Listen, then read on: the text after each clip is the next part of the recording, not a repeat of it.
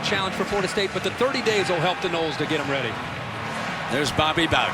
He's the honorary captain of the Florida State Seminoles tonight.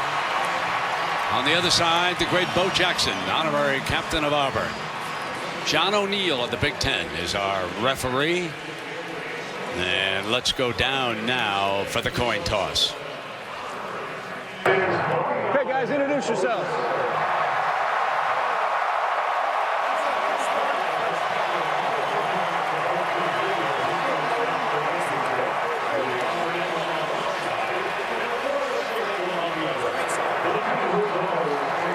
Guys, congratulations on making it to the BCS championship game. Good luck tonight, okay?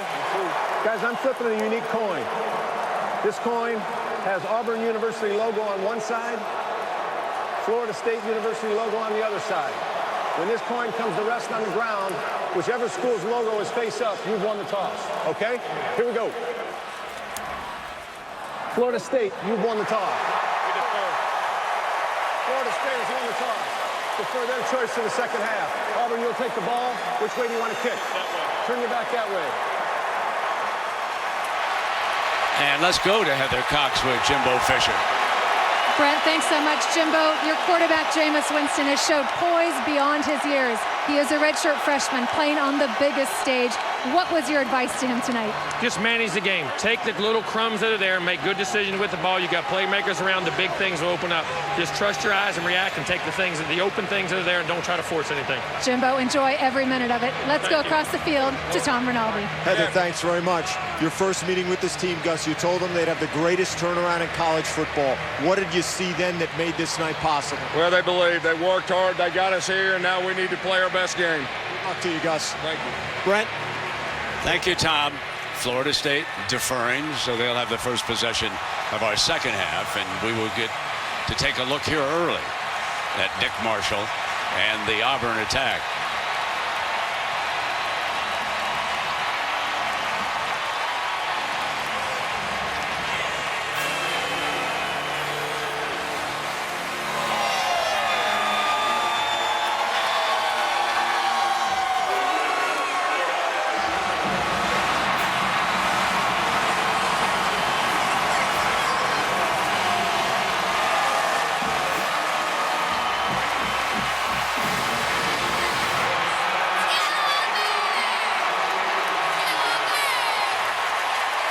So Trey Mason will go back deep as one of the return men.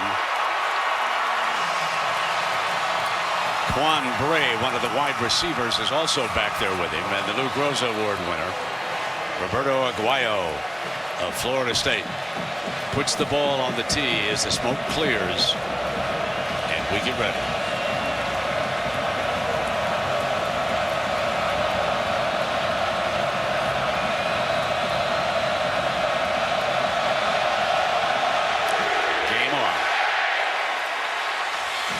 Bray is told to stay right there. And here to help us introduce Auburn's starting quarterback is 2010 Heisman Trophy winner Cam Newton. Today I'm introducing a fellow Georgia boy and a bona fide playmaker, Auburn's quarterback, Nick Marshall, who's accounted for 23 touchdowns and also is 5-1 versus ranked team and will have a big impact in today's game. War Eagle! And of course, Cam and the Tigers won the 2011 BCS National Championship, and Cam getting ready right now for the San Francisco 49ers in the NFL playoffs. Carolina will be at home, and here we go in the BCS Championship. Marshall with the read option, hands it to Mason on the first down, and they gash a big hole against the Noles. So on the first play of this game, Auburn does answer the question, Herbie, are they going to be able to move it? And here comes that no huddle, hurry up look.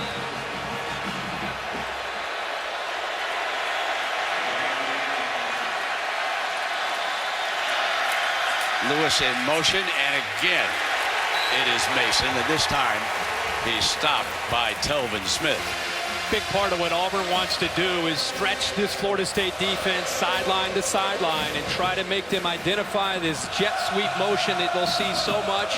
It's assignment football defending Auburn, and the trigger man, Nick Marshall, holds the key tonight to having Auburn having a big night offensively, not just running, but decision-making on those reads. Mason in the backfield gets it again. 3 consecutive carries, and this is going to bring up a 3rd and long. And now we will answer our first question as to whether or not Malzahn in this situation is going to put it up or is going to stick with this relentless ground game. 3rd down, a big part of tonight's game. Gus Malzahn and Auburn want to stay in that 3rd to 3, 3rd and 4 range. In fact, they're one of the best teams in the country at 3rd and 3 or less. You get to 3rd and 4 and higher, it's a much different story. So we have our initial timeout of the game. And facing a 3rd and 7, it is Auburn showing some early jitters here on the first series. And a good call here by Gus Malzahn with all the jitters and all the buildup and hype of this game. You get to your first 3rd down, you don't want to make a crucial mistake that could cost you here. It's imperative that Auburn needs to get off to a great start. Florida State has dominated most of their opponents in the first quarter, and this is a big, even though it's early in this game, I think Gus Malzahn recognizing, it's one thing to try to convert, it's another thing to avoid a disastrous play. Leading receiver is number 18, Sammy Coates from Leroy, Alabama, number 18. He has been the preferred target of Nick Marshall. Averaging better than 20 yards a catch when they get it to him. And tonight he's operating against perhaps the best secondary in the country, a secondary that has intercepted 25 passes.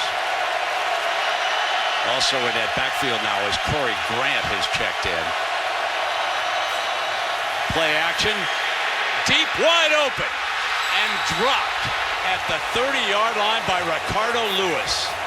He was wide open on the secondary bust by the Noles. And you can see miscommunication right here with Terrence Brooks. He and Telvin Smith are covering the same man, and prior to the snap, Telvin Smith is turning to Terrence Brooks and trying to get him out on the outside over the slot receiver. Nobody recovers Lewis, and I don't know if he just short on the ball or what, but he misses a wide open receiver and a touchdown. He did the same thing in the Iron Bowl against Alabama on the first series with an open receiver. Kenny Shaw awaits Stephen Clark's punt. Fair catch.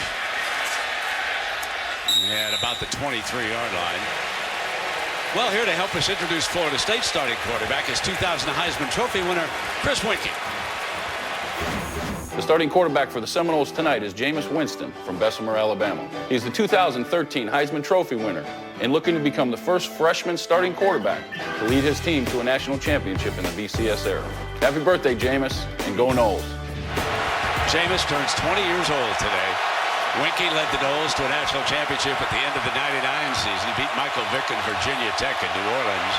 Bobby Bowden's second national championship, and it was something that night. Dante Freeman busts to daylight to the 45-yard line on their first possession. 22 yards for Devontae. Watch Trey Jackson, 54, climb up to the linebacker on McKenzie. Does a great job there as far as climbing up to that second level. Florida State's confident in their offensive line and what they can do running the football against an undersized front seven from Auburn. Jameis snaps off his first pass to Green for still another first down, and they barge into Auburn territory. Chris Davis making the stop. Chris Davis going soft in coverage, and Jameis Winston recognizing that. In fact, Davis in his back pedal loses his footing. This is something they've got to be able to defend underneath with Kenny Shaw and also Rashad Green. In space, they're very, very dangerous. The Noles empty the backfield. Jimbo Fisher calling the plays.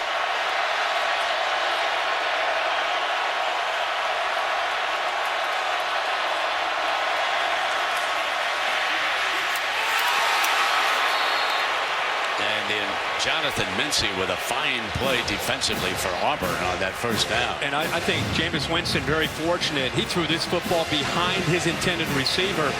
And Mincy does a good job of jumping it. In fact, could have come up with an interception. It should have come up with an interception. That ball did not touch the hands there of Green at all. And they may have surprised him. Ellis Johnson is going to mix up coverages as much as he can to try to confuse the young quarterback. Now they're playing a little bit more press here on this play.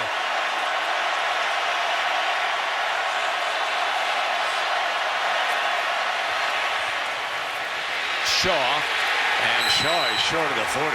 That's a loss, and Jermaine Whitehead with a fine stop for Auburn. Very clear that Ellis Johnson and Auburn, they want to try to mix things up, and you have to do anything you can to disrupt the timing of Winston and this talented group of wide receivers. When you pressure him and blitz him, he's been effective this year, so you cannot show what you're going to do and tip your hand. You've got to show one thing, disguise, and get into another. They've got to do a good job of trying to confuse him, see if he can put the ball into coverage. Wilder is the running back right to Winston's left. They show blitz, and there's a penalty flag on it. I think the right guard may have moved there, Brent.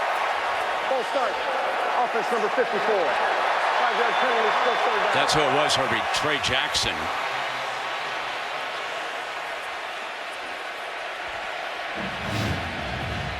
Yeah, I think he was affected by Auburn showing some pressure here right there.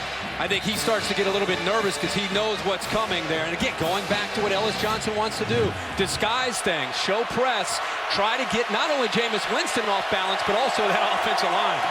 3rd and 16 with O'Leary on the field. A dangerous receiver. He stays in the block, however, and Winston throws downfield wide open. Is Green and out of bounds. First down as the defensive back appeared to go down on the play. Yeah, not the same defensive back dropped, and it was Chris Davis. Good job by Florida State here on 3rd down. This is a big question. Could they protect Winston? You can see a wide open Rashad Green, but watch Davis here. He's dropping back, changes direction, goes down again. The second time on this series alone that Chris Davis has lost his footing, and he may want to change his cleats. Carlos Williams checks in as the tailback, and he'll get the carry here. Breaks that first tackle, and he is down at about the 16-yard line, so this will be 2nd down. This is where you get into the red zone. Florida State, #1 in the country. The 97% effective in the red zone, and 3rd in the nation, converting 79% getting touchdowns. The reason they're so good is the decision-making from Winston, but he's got some great targets. #1, who'll be up at the top of your screen, Kelvin Benjamin. If they leave him one-on-one, he's actually going to be at the slot up at the top. They leave him one-on-one, they'll try to get him the ball. Also, Nick O'Leary is very dangerous in this area as well.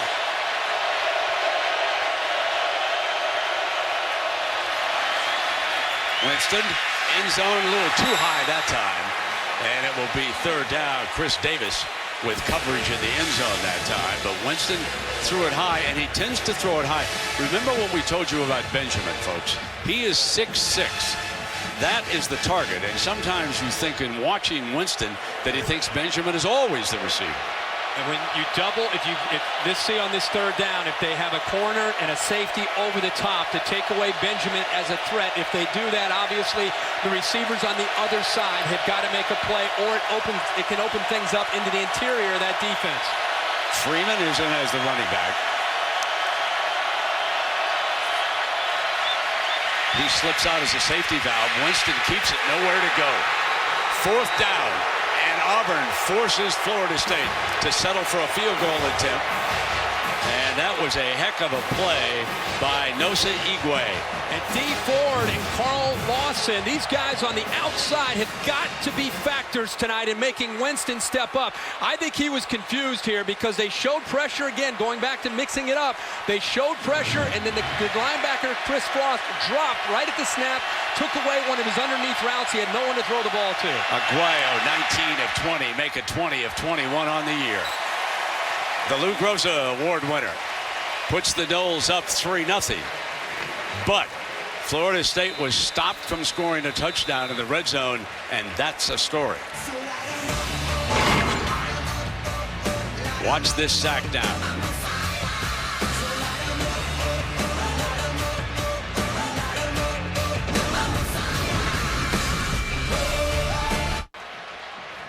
Visit WatchESPN.com or download the Watch ESPN app to watch ESPN live anytime, anywhere.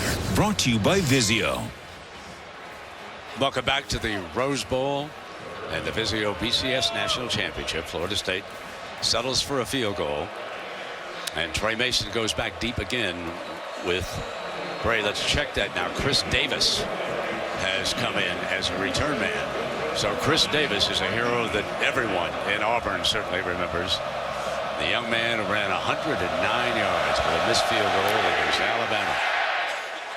This is Bray. Bray will come out.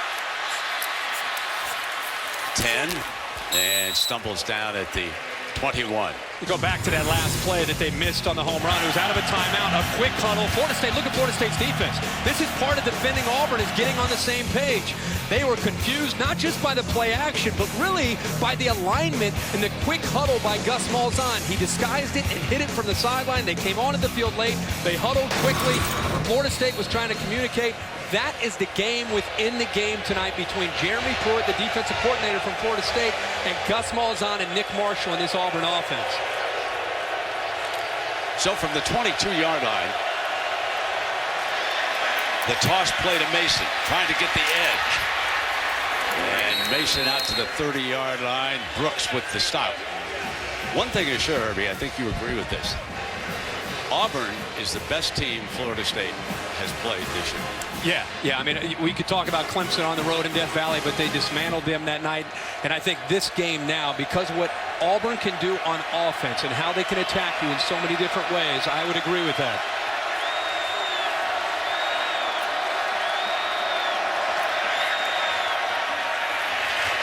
Not much doing there on that second down. This will be 3rd and short. I think one of the things when you face tempo and you face this attack, when they do so many different things, is maintaining your edge.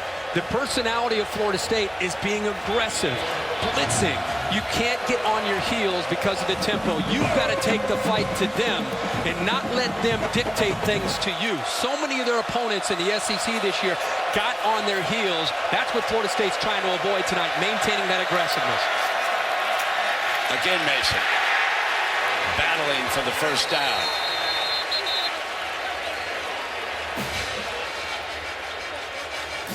The offensive line for Auburn, very physical. Robinson is the left tackle. He'll play Sunday football. Watch that line. Telvin Smith actually slips through, but that defensive line led by Goldman that time came up with a play, but give Auburn credit, just enough there to pick up the first down, and here comes the tempo. Marshall checking the sideline with the coaches. Has the change delivered to the offensive line.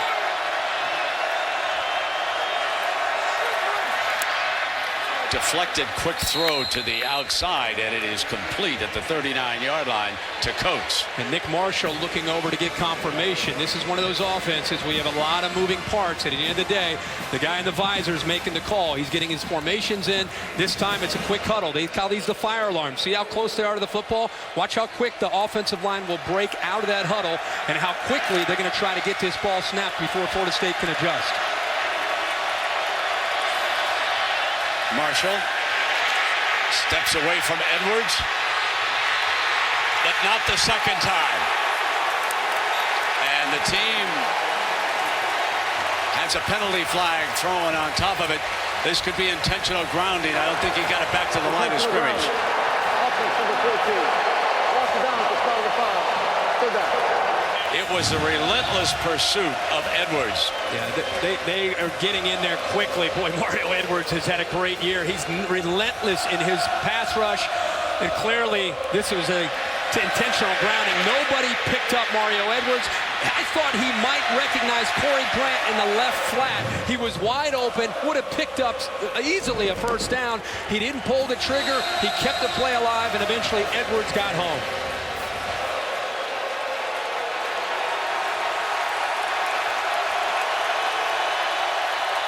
3rd and 14 as a result of that penalty. Straight down the middle, grab for a first down at the 45 of Florida State by freshman Marcus Davis from Delray Beach, Florida. Wow, he does an excellent job here of getting separation from Nate Andrews, who is playing middle linebacker. He throws that football with such a nice touch, but at the same time with enough velocity to squeeze it in there. What a throw. Big conversion. Mason. And he is swallowed by the right side of the Noles defense, but not before he picks up 4 yards. So that makes it 2nd and 6. And Auburn in this up-tempo offense, ready to go again. Prosh is the fullback, and he's a good one. Here comes Mason, and I checked that. That was Marshall keeping the ball, and so Marshall did not hand it off, and he crosses the 40-yard line. Andrews stops it. You and I have to stay on our toes too tonight, not just Florida State's defense. You know what I'm happy of, Herbie, is that Auburn's wearing the white because it contrasts with that football a little bit more. And I think the linebackers at Florida State are pretty happy about that also. Up here, nobody covering the slot receiver at the top. Mason goes incomplete. That'll bring up 4th down. There was pressure by P.J. Williams off the corner that time. They are bringing the heat on Nick Marshall. They're bringing a lot of pressure, and especially when they get you to 3rd down. That's been the way Florida State has played defense all year. See the pressure coming from the left. They disguised it well. The offensive line slid to the right. It left Trey Mason back there to pick up 2 men. Can't pick up 2 men, and they had nothing to do there but to throw it away. If Auburn continues to be in 3rd and medium to 3rd and long, they will struggle tonight against this Noles defense. Always stay alert against Auburn. They're into Florida State territory with the 4th down, and they're going to go ahead and boom it. And this ball backs up on the 1-yard line. What a punt by Stephen Clark from Kansas City. He backed it up.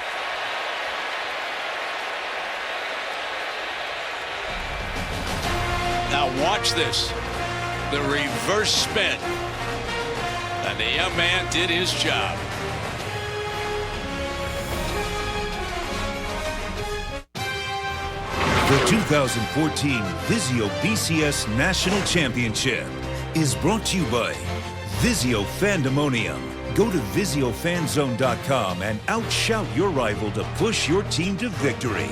Cadillac, Allstate. Are you in good hands? Great Clips. It's gonna be great. And Taco Bell. Sometimes you gotta live Moss.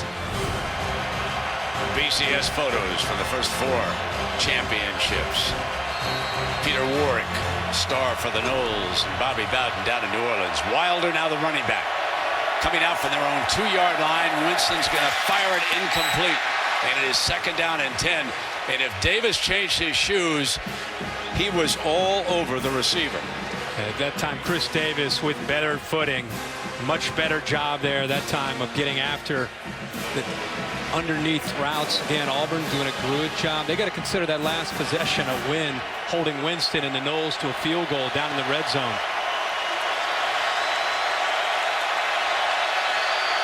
With the noise down there, Winston has moved up under center. Takes a direct snap. And Wilder is stuffed by the middle of Auburn's defense. This brings up 3rd and long, and it's danger time.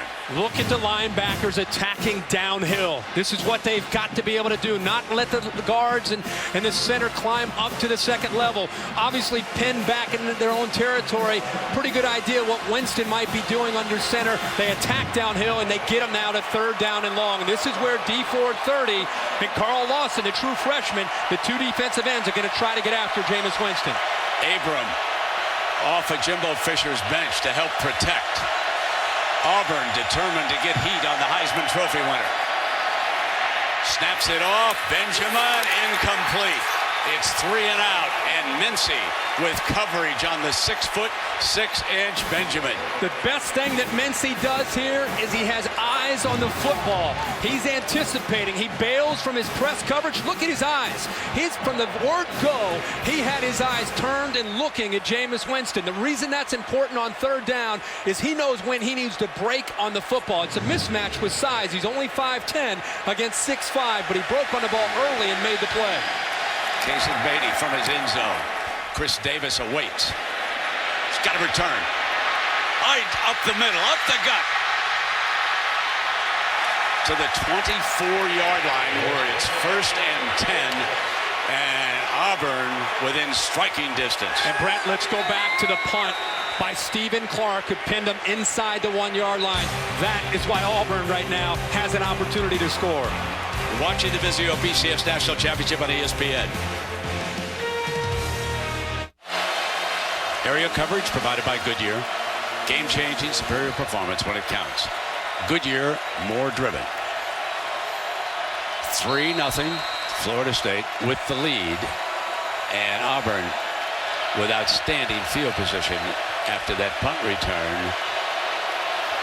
They show the direct snap and off to Lewis on the outside, and he is out of bounds. Brett, they lined up Greg Robinson, one of the best left tackles in football, out wide with the receivers trying to give him a better blocker. Again, one of these little wrinkles from the Auburn offense. 2nd down and 8.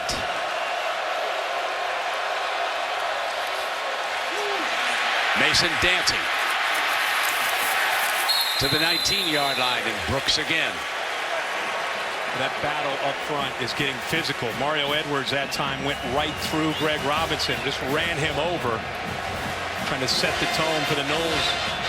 But this is where Auburn and Gus Malzahn, this is where they want to be. It's still 3rd and 5, but it gives them the option of running what they like to do in their run game, but also possibility of the play action. It makes Florida State have to think about that.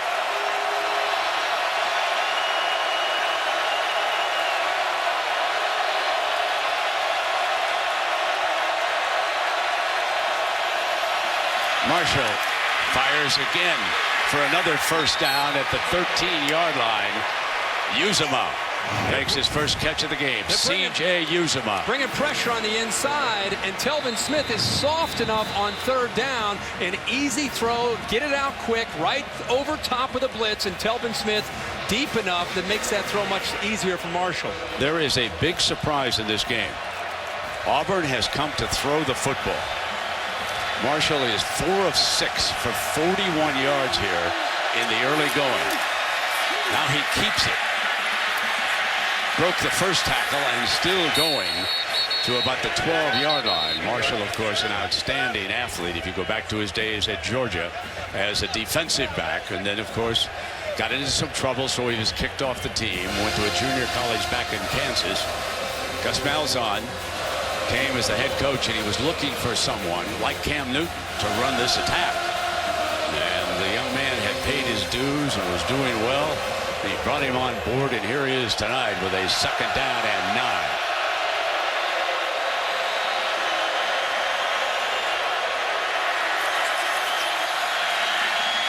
End zone, incomplete. That was a jump ball, and Ronald Darby, the fine nickelback for the Noles, was all over it. I think Sammy Coates got some separation from Darby. The ball just is late. And with the ball being late, it gives Darby enough time to come back to the football. Coates initially gets behind him, but you see the ball is thrown back, and Darby is easily able to locate the football and just knock it down.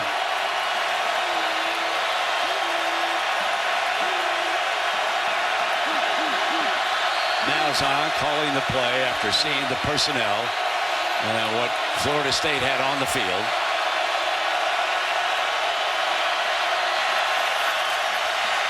Drops it off to Mason. End zone, our first touchdown.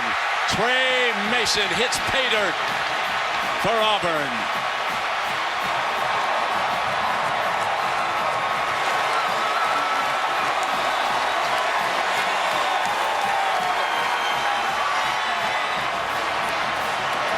They will show 2.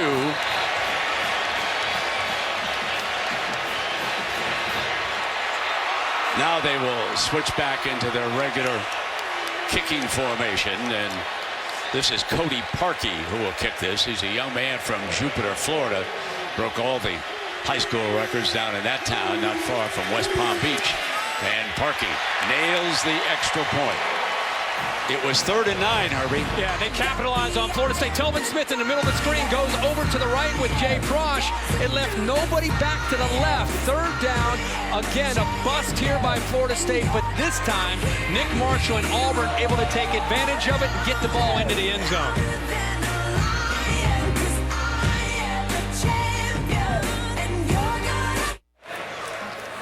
And a story for the first time since September 28th against Boston College, or 583 minutes, 42 seconds. Florida State trails. That's right, they went 9.5 games. They actually caught the Eagles at the very end of the first half. in that game with a long pass to Shaw from Jameis Winston. So one thing that Auburn said they were going to do, we're going to hit the Noles in the mouth, and we're going to see how they respond. And here we are. Whitfield going to take a knee, and it'll be up to Jameis Winston and the attack from the 25. Yeah, this is a very big drive for Winston and Jimbo Fisher, maintaining their poise and their patience with their play calling. You know, you go back to what Nick Marshall and Auburn is doing. You say they're throwing a little bit more than we expect. I think what they've adjusted and Gus Malzahn has adjusted to is Jeremy Pruitt's defense selling out against that powerful running game that they had those last 2 or 3 weeks of the season, leaving themselves one-on-one in coverage, and Auburn's going to have to execute in their pass game tonight. They knew that coming in. Freeman is the running back alongside Jameis. Freeman was able to battle through that first defender. Gabe Wright was there along with Ladarius Owens, and this defensive front starting to get a little pressure. The equalizer for Auburn in tonight's game has got to be the defensive line, because Florida State can run the football so well, they can throw the ball so well. If you'd like to keep 2 safeties back in coverage, it means your defensive line and linebackers have to hold up against the run, and you need penetration like that from Gabe Wright. And here comes Winston on an option, and he is brought down by Casanova McKenzie. It's interesting that O'Leary, the tight end for the Noles, has improved so much as a blocker. They actually had him take on Ford, the outstanding defensive end that time, and he did a good job. 3rd down now and 2. Brent, watching from here, it still feels that Florida State is adjusting to the speed and the execution of this Auburn defensive front. They're still trying to figure out what Ellis Johnson is doing with the front and with the coverage. Again, it's Winston under Ford pressure, and down he goes with a sack. This was the game plan, Herbie, that Ellis told us about. We've got to get Winston on his back. Yeah, they get him to 3rd down, and this is where they're so confident. We talked about it the first series, how important it is for their defensive ends. He's right here. He doesn't bite on that at all. In fact, he gets in there so quickly, Jameis Winston did not have a chance either to throw it to O'Leary or dump it down to his back. Perfect execution, well-prepared Auburn defense there on 3rd down. Remember now, Chris Davis is back on this punt. He just had a 22-yard return to set up the first touchdown for Auburn. They ran into Beatty. There's the flag. If it's running into the punter, it won't be enough to give him a 1st down. But if it's a personal foul, it'll be automatic. Personal foul. Yeah. Roughing the kicker. Defense from the 23. 15 yards from the previous spot. Automatic 1st down. That was young Jonathan Ford being talked to by the coaches. He will rough the punter here and commit the personal foul. You can take a look at it. Comes right there. Comes right up the middle. Brent tries to put his right hand there, tries to hit his spot, but he runs right into him and roughs him. And this, it'd be interesting to see how this drive finishes. But an error like that, with the momentum clearly favoring Auburn, now you give the Heisman Trophy winning quarterback in Florida State another chance to continue this drive. Jimbo Fisher's going to have to adjust some things because Jameis has gone down on 2 third-down sacks. Williams slips out of the backfield. Here with the reception, and he was nailed by Thurisi. I mean, I'm telling you, Robinson, Thurisi, this is a different kind of team than what Florida State faced in the ACC. There is no doubt about this. It's just so much more athletic, of course. But I think, you know, what do you do if you're Jimbo Fisher? Is you've got to challenge your offensive line.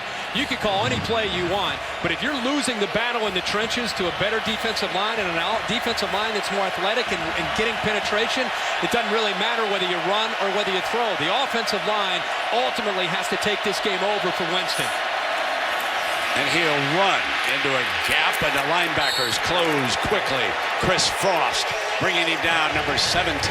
You also have an Auburn defense that's had to hear for 30 days how inept they've been this year, how they've been the Achilles heel, how they've been the weakness. It's amazing in these BCS years what we've seen with teams that here for 30 or 40 days, how they've been that weakness and how it motivates them collectively. In the early going, this Auburn defense is playing with a major chip on its shoulder. Jimbo's searching as we come to the end of the first quarter. Another underdog. Auburn leading. We'll be back after these messages. You're watching the Vizio BCS National Championship on ESPN.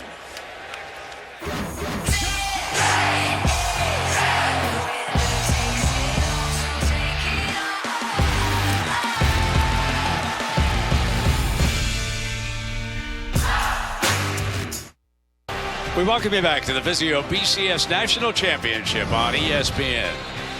Brent Musburger with Kirk Herbstreit, Heather Cox, and Tom Rinaldi. Auburn leading Florida State 7-3. We open the second quarter with a third down for Florida State, and they need 9 yards. O'Leary trying to slip out. Winston goes the other side, and it was deflected by Davis. Davis on Green knocked it down. Auburn right now getting pressure. They blitz. They leave their corners on an island, and Chris Davis gets physical. Eyes on the football, knocks it away. And I'll tell you right now, Mency on one side, Chris Davis on the other, holding up very, very well in man-to-man coverage. And at this point, Florida State now 1 of 5 on third down. Beware of a team when everybody says they can't do something. They could not stop Kelvin Benjamin. He hasn't caught a pass in this game. Davis is back deep on this 4th and 9 punt again. And remember, they roughed the punter the last time, and that gave Florida State a fresh set of downs, and Jameis Winston unable to do anything with it. So from behind Beatty, Davis is now standing back on the Auburn 17-yard line. So they're going to flip field position after that penalty, if nothing else. Booms hit high. Fair catch by Davis at the 15-yard line. And that's where Auburn will go to work. Leading 7-3. We'll be right back to Pasadena. Well, the DirecTV mobile studio has traveled the country throughout this college football season, and it's with us here in Pasadena for the championship game. Offensive coordinator for Gus Malzahn is Rhett Lashley.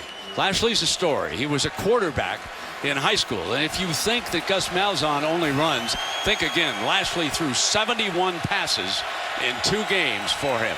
Now, notice how they separate on the sideline. That's a story. Gus likes to get closer to the line of scrimmage. Lashley likes to watch the safeties. That's how they set up. First down and 10. Breaking free is Mason.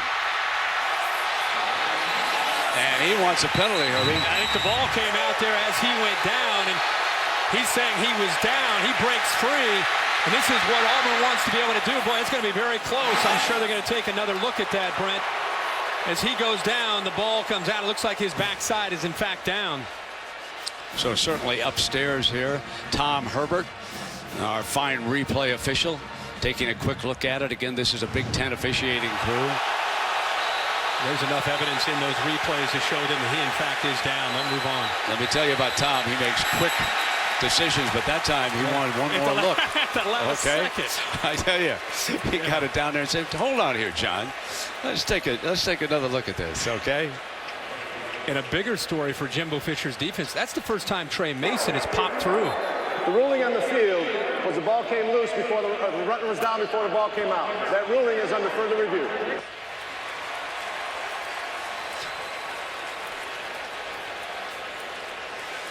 We've seen Auburn do so many different things. You can see the big fullback coming through, leading the way, but it's the offensive line. Remember, this offense is built on deception. They want to get you thinking about a lot of different things and making you defend a lot of different areas, and you get so caught up in Nick Marshall and his throwing, you forget about Nick Marshall and those responsibilities, and he can pop one. I think he's down. Left thigh was down. Yeah, I think he's down. No question about it. Yeah.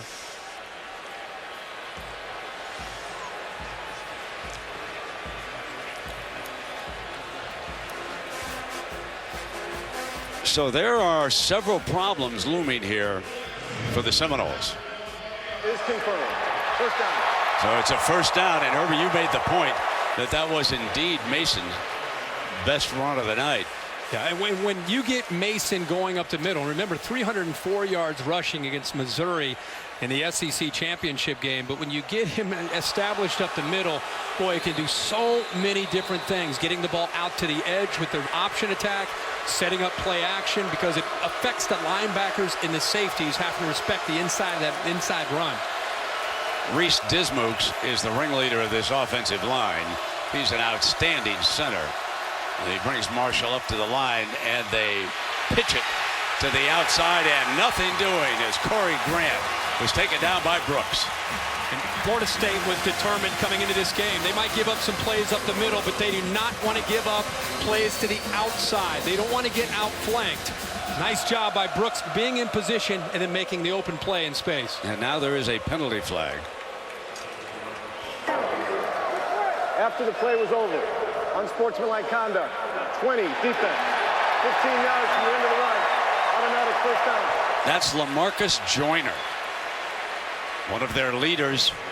And Brent, he took a wide receiver from Auburn all the way to the sideline, and he's a leader. He's got to be very careful. Look at the top, right in here in the middle. He starts to take a swing there. They're out of bounds. A little bit of a push, a little bit of a flop by Reed, but I think it may have been called even before Reed went down there towards the end. Corey Grant stays in. They sometimes motion him, as they do here. Play action, fire wide open in the middle. In a foot race is Melvin Ray. Touchdown, Auburn. A 50-yard strike. And again, Gus Malzahn has found a wide open middle against Jimbo Fisher's Florida State Seminoles. The linebackers are getting lulled to sleep with all the different looks and the quick huddles, and all of a sudden you have it moved back and Corey Grant in, and they've been hearing about it for 30 days. Okay, when 20 comes in, you got to expect a jet sweep. Look for the jet sweep. They got lulled to sleep. Gus Malzahn and Rhett Lashley break a tendency, and they get the ball behind the coverage to Melvin Ray. Cody Parkey tacks on the extra point. 85 yards. 3 plays for Auburn of the SEC. And Corey Grant is right here. For 30 days, they've heard when 20 comes in, get ready for this and get ready for the running game. Here's Ray, who gets behind him. But watch the Florida State linebackers. They get lulled to sleep right here. They're so caught up in the running game, they lose track of what can happen behind them. And that's an easy throw from Nick Marshall. Well executed for the Auburn Tiger offense. And they, right now, have this Noles defense on its heels and confused. There's some folks who love the favorite. They're a little uneasy right now.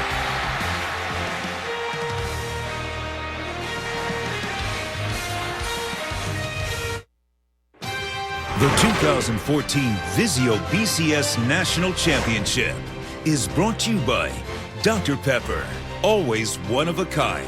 Tostitos Chips and Dips, bring the party. Capital One Bank, official partner of the BCS. AT&T, rethink possible. And Nissan and the all-new Rogue. Nissan, innovation that excites.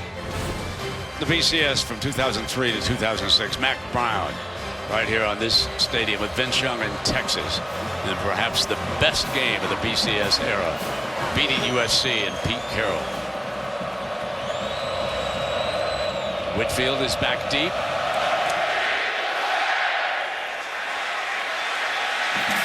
And he's going to come out to the 21-yard line.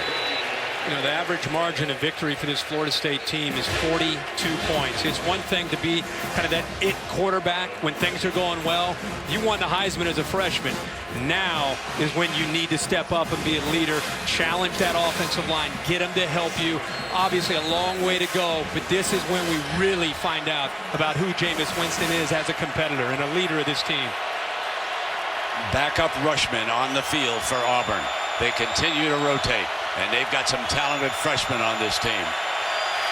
First down, Winston fires for Shaw, incomplete, and the safety was coming over. He basically threw the double coverage, and Therese was right there. So there is the offensive line led by Stork, Matias and Jackson, Hart and Irving.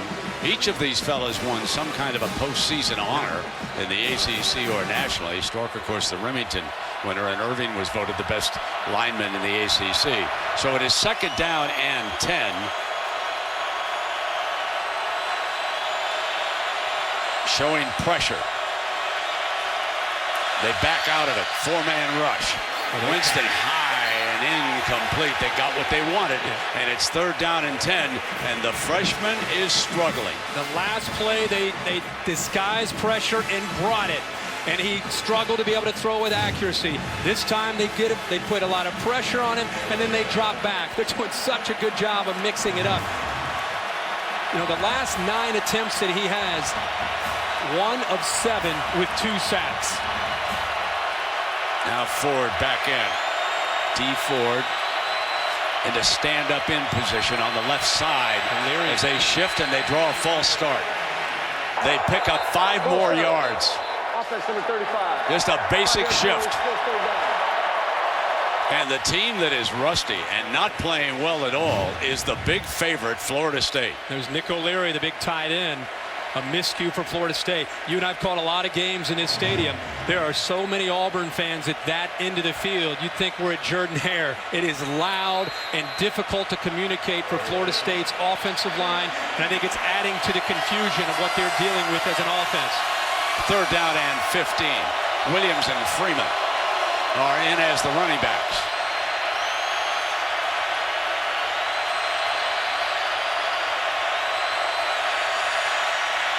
Going to run Freeman on a sweep. Big hole, but he's down short of the 1st down at the 26-yard line. Ryan White, a senior safety from Tallahassee. Cannot say it enough what a job Ellis Johnson and this defense have done with the scheme that they've brought into the game. Very, very aggressive with the way they're playing. The talented group of wide receivers, so far a non-factor in this game. It's easy to point the finger to Jameis Winston, but his teammates up front with the offensive line and the receivers also being challenged by this Auburn defense. So Auburn came in with the intent to make Florida State play in the 4th quarter. That might happen. They said the Florida State thinks this game is a 3-quarter game. We're going to make them play the entire distance. And they're delivering a message here early with a 14-3 lead. It's all Tigers here in Pasadena.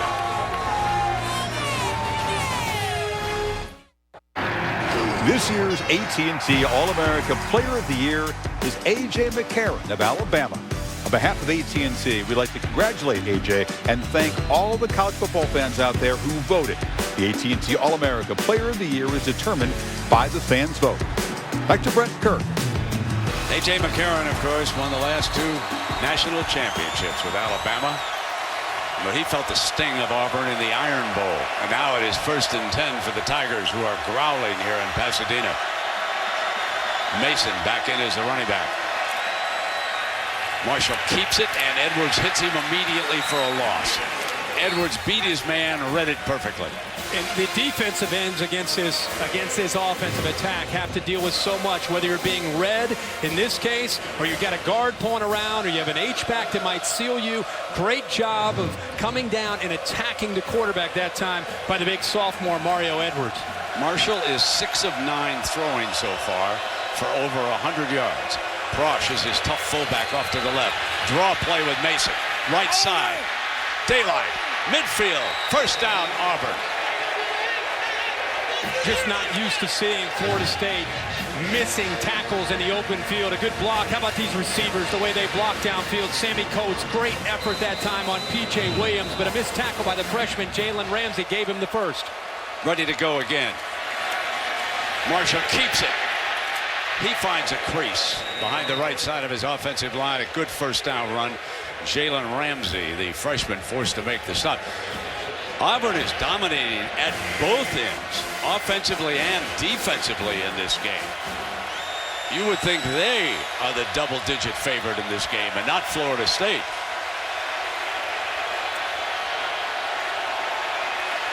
Malzahn has never coached out of a press box. As an offensive coordinator or a high school coach, he never, ever went upstairs. He doesn't know what it's like up there in a coach's booth. Play action. Fires too high and incomplete. And his receiver was covered that time. And he was looking back at Uzomah. Interesting, you brought up earlier Gus Malzahn and Rhett Lashley. One at the line of scrimmage, and that's Gus Malzahn on the far left. I guess Beyonce is getting involved here with Jay-Z on this call. And then down the field about 15, 20 yards, you have Lashley, the offensive coordinator. And every time his quarterback looks over to the head coach is talking to the coordinator and saying, what are you seeing in coverage? They're communicating and then eventually getting the call back out to Nick Marshall. 3rd down and 2. Marshall keeps it. An easy 1st down. And he's pushed out of bounds hard on that far side by Darby. Look at the guys in the backfield. Prosh here and also Fultz. They lead the end. They get around the edge. Reed there, pull it to the outside. And now you've got 2 lead blockers leading Marshall around the edge. This is something they had a lot of success with against Missouri and Alabama late in the year by having those 2 big H-backs out there. It puts so much on a defense to avoid being outflanked and having too many numbers to have to account for. And our injured players that know, but I want to go back and talk about the combination. It's a very interesting story, Irby, that you bring up. Is Lashley, there he is on the left, the offensive quarterback, but there he is on the right as a quarterback at Shiloh Christian High School in Arkansas. And they have maintained a friendship ever since. So last year, Gus Malzahn goes to Arkansas State. He's the head coach. Now he hires Lashley as his offensive coordinator, and they've got their first game against Oregon. He sends Lashley upstairs to the box. The Ducks jump on him. Gets on a headset, and Gus said, Brett, get down here and get down here fast and straighten this out. So Lashley came out of the box, down to the sideline. Of course, they couldn't catch Oregon. Oregon had a very good team. But he's been on the sideline ever since. And remember, when they call plays, he goes to look at the safeties, and Gus wants to be behind to see what's happening with his offense. So they work perfectly together. 1st down and 10. Here comes Mason. A punishing runner, Herbie. When I looked at the tape of the Missouri game, I just couldn't believe that he rushed for better than 300 yards. We had seen that Missouri defense. That's pretty good. Their style played right into the hands of what Auburn wanted to do, but he has such patience. Good low center gravity, lateral quickness, fits perfectly into Gus Malzahn's offense and what they try to do. And I think complements Nick Marshall and his quickness to the edge very, very well. And oh, by the way, he carried it 46 times.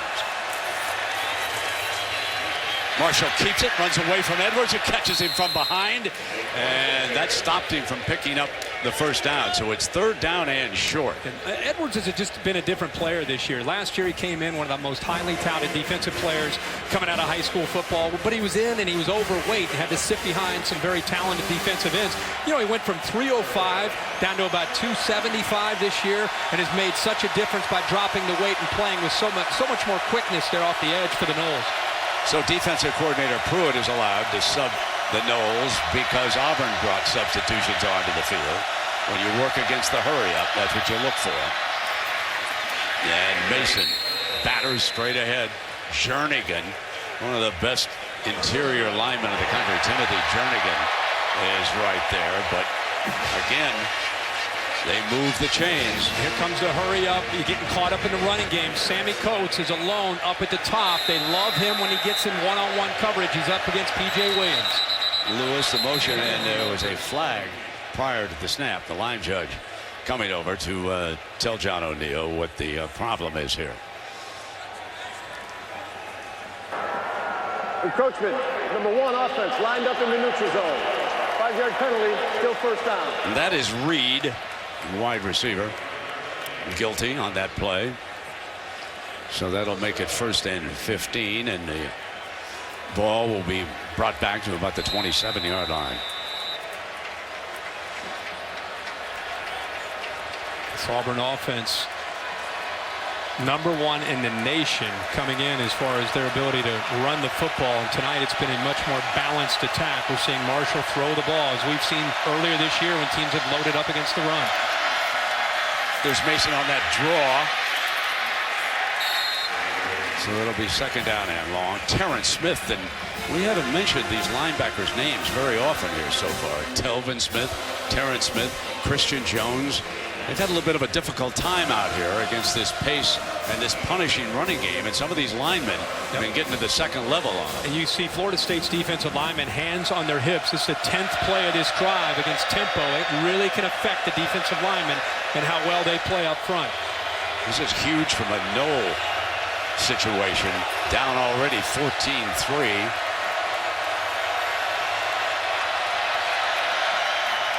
Marshall, far side, incomplete, and this will be third down and long. They are within field goal range. Brent, that was a miscommunication with Sammy Coates in the quarterback in reading coverage and adjusting your route based on what you're seeing. He sees the man, but what he doesn't see, Coates, is a safety over top. There's no way the quarterback's going to throw that with Jalen Ramsey there at the end coming into the picture, sitting back there. So he tried to throw it underneath, and Coates ended up not reading the coverage the correct way. Yeah, they need to reach the 13-yard line here for a first down.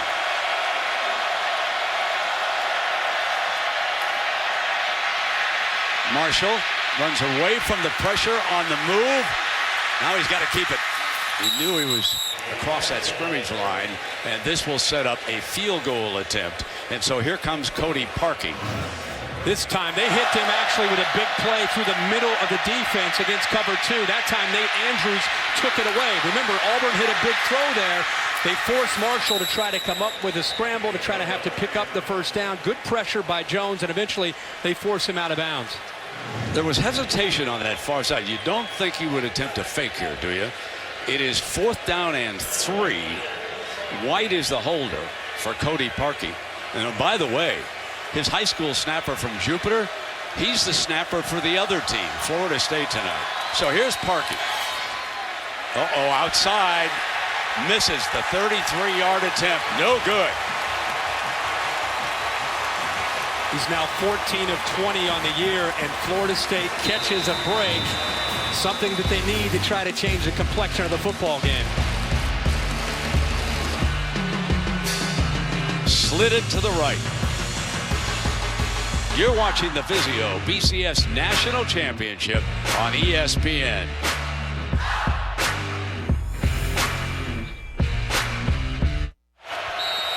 (14-3) Auburn over Florida State. The Noles have been held to 78 yards here in the first half.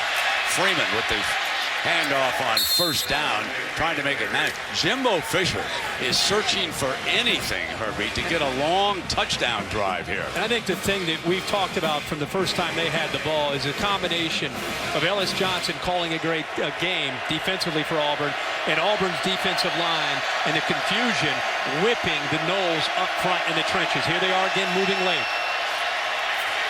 In trouble. Fumble. Loose ball. Battle for it. Auburn says they've got it, and they do. Winston turns it over. It's a meltdown by the #1 team in the country.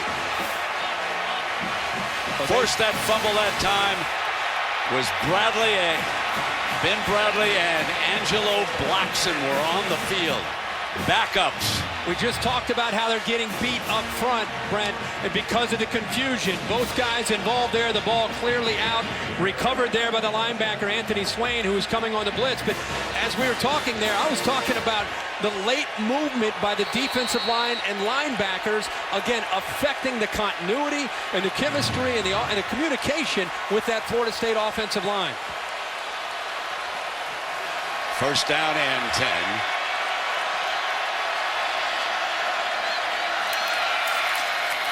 Mason picks his way to the 25-yard line. Goldman with the stop. Go back to that play. It looks like a 4-man front, and then all of a sudden they end up moving and shifting right before the ball snapped. The linebacker, Anthony Swain, walks up over the B-gap. They show pressure, and they bring it, and again, they got to him that time. Straight ahead, and this will bring up a third down short of the 20-yard line. Remember, just moments ago now, Auburn missed a field goal. And now they've got it back. Gus Malzahn doesn't want to settle for another field goal right now. But he's got a big third down for Nick Marshall as Winston attempts to figure it out here on the near side. Constantly changing their personnel groupings, formations, forcing Florida State to communicate and try to stay on par with the different personnel groups coming in. Marshall Great grab here by Bray. Picks up the first down. Marshall continues to impress with the ball in the air. He's the best thrower of the night, not the Heisman Trophy winner. And how about the catch that time by Quan Bray, who's been a really nice slot receiver for this offense. But look how open he is. It's a great throw by Nick Marshall, but a better design by Gus Malzahn and Rhett Lashley to get him open in the flat there on third down. Terrific performance by these two offensive guards, Slade and Kozan, holding the fort. Mason picks his way behind them down to the 5-yard line on that first down. There's the patience and that lateral cut right there. He doesn't lose any of his acceleration.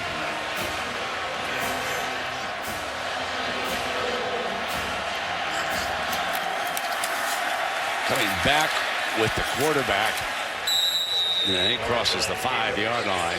So here comes your third down. When Marshall and Auburn, if they have had such success on 1st and 10. With this offense, if their big part of being successful is getting to 2nd and 5 and 2nd and 3, and that's where they've lived here these last few series. Confusion again for Florida State. Who to get on, who to get off. Look at him. Here comes Power. Fultz is the tight end, number 11. They're going to run away from him. No, Marshall keeps it as he did against Missouri. And he walks in. Who amongst you thought that Auburn could perhaps blow Florida State out? I don't know anybody who thought that was possible.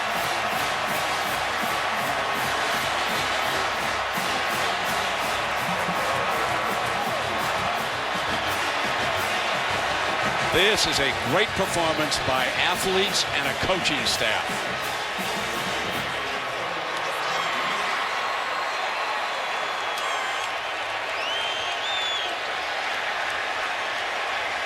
Now Parkey settles his nerves after missing that field goal. Got it right back on the Winston turnover that set this up. That's right. You got to go back to an opportunity presented by this Auburn defense. They've been playing well all night. They got pressure. They brought it late. Jameis Winston, that offensive line confused. Winston trying to make something happen. The ball comes out. Those Tigers, that Tiger defense is all over it. And then it sets up Nick Marshall in this offense. And you get so concerned with the interior run. And all he does is read it and then follow those two big H-backs to the outside and then has the speed to outrun Telvin Smith to get to the corner of the end zone. And they are up 21-3.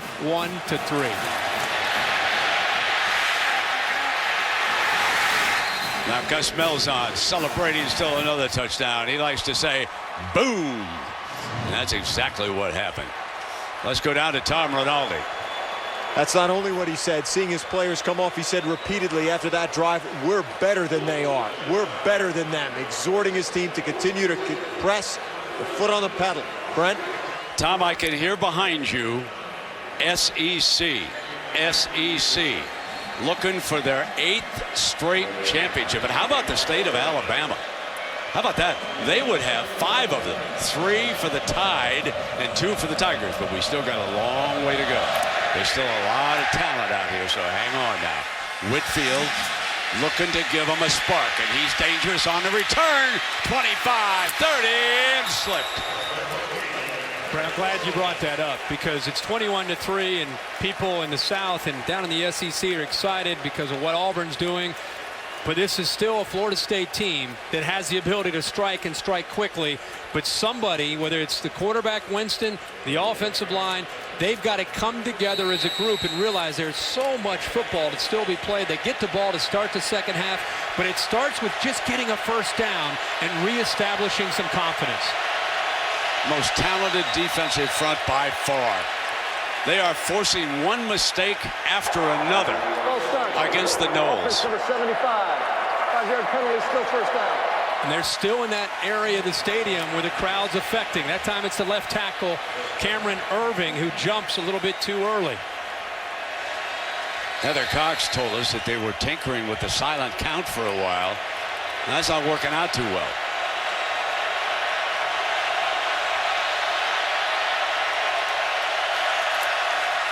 They come back with a running play with Williams, a converted safety. And Williams is out to the 35-yard line. We've talked so much about the athletic ability of Auburn tonight, Brent, on this side of the ball. The other thing that you've got to mention is the way they have been on the receivers from Florida State. They have 16 yards after the catch. That's an area that they have made a living this year against defenses. Jimbo Fisher wants to keep it on the ground with Williams to the 40-yard line, and Jake Holland, linebacker from Pelham, Alabama, brings him down. And so here comes another third down, but it is quite clear right now that Fisher wants to take it out of Winston's passing hand and see what he can do with the run game here. Now they'll have him back in the gun.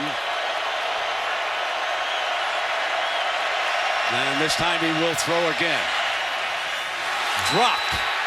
So just when they get a receiver open, Green drops it on the cut, and that would have been a first down. It all seems to go hand in hand in these games with so much pressure, and all of a sudden you're in uncharted territory for Florida State. You think about Winston pressing. How about the offensive line jumping at times and having an illegal procedure? The receiver as good as Rashad Green, one of the best in the country. An easy first down, the ball slips through his hands. It's mistake after mistake after mistake, and you've got to give Auburn the credit for creating the intensity in this game and forcing these miscues by Florida State. So Davis goes back again, and Beatty punting. A fake. And they bring an end around off of it, and they're going to get a first down with Williams.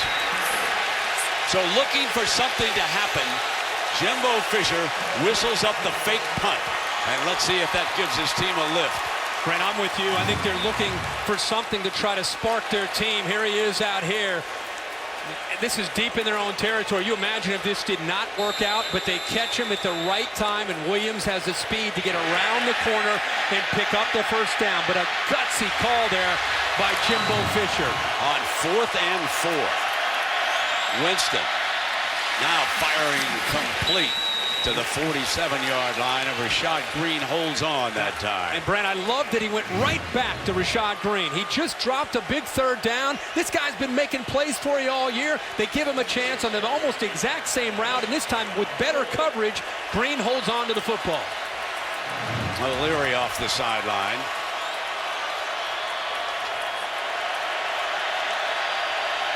So the big 4 of receivers are out there for Winston.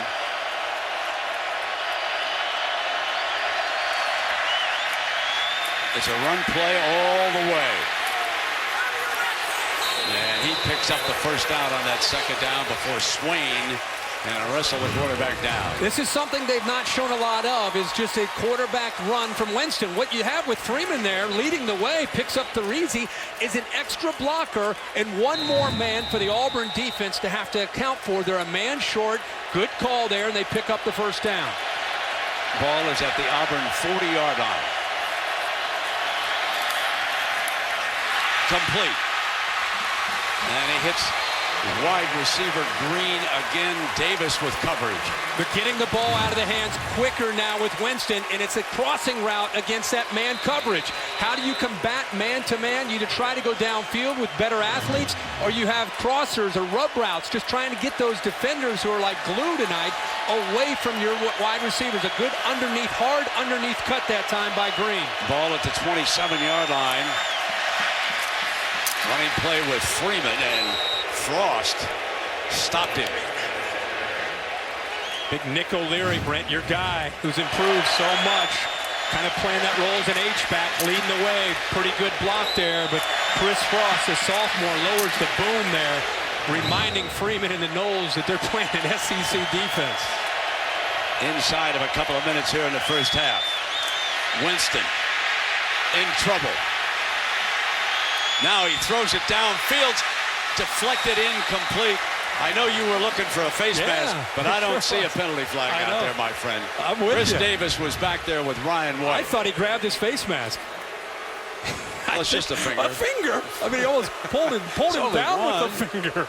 I'm shocked that they didn't give that call. It's right in front of the referee, but he still tries to keep the play alive. And I'll tell you what, Brent, because his momentum was falling backwards, he didn't have much on that ball, and it was almost intercepted there by Auburn. 3rd and 8.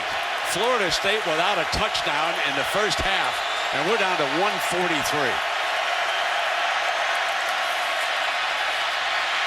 Takes off. Slips a tackler. 10, 5, out of bounds. First down and goal.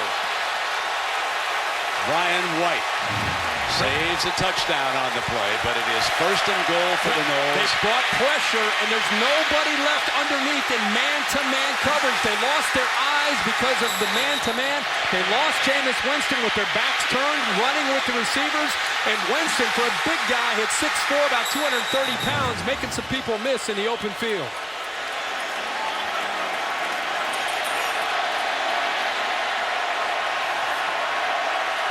A big drive they score here. Remember, they get the ball to start the second half as well.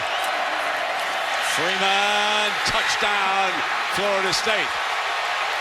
What they needed, and remember what it came off. A fake punt on 4th and 4, kept it alive, and who knows, that could be a game-saving drive. Brent, not only was it a gutsy call by Jimbo Fisher to pick up the first down, but as you can feel in this stadium, it changed the momentum of the football game after Winston ends up taking this team down and putting the ball into the end zone. Aguayo.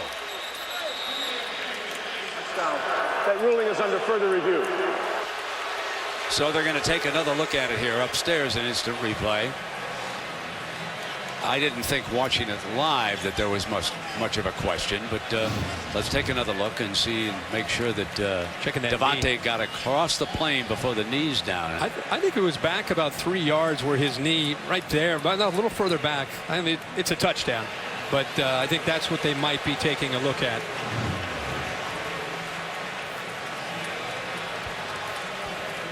So that leaves Auburn here after the extra point with 1:28 remaining in the first half. The ruling on the previous play of touchdown is confirmed.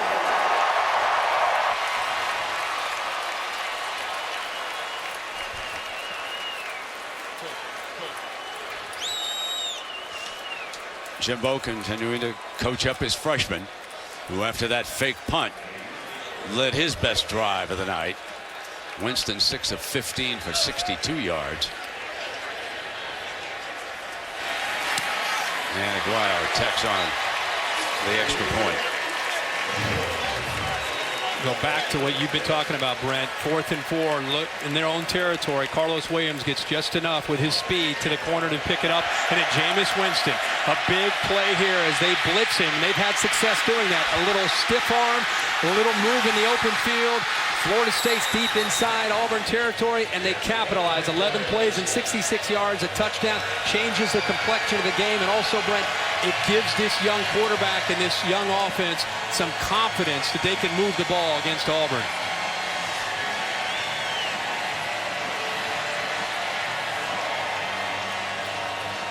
Sigh of relief as much as anything. He's thinking, man, we've been scoring at will. We've been averaging 8 yards a play this year. They have had to work for every inch tonight in this first half. On this return, Grant and Bray are back deep. And Corey Grant will be the near side return man.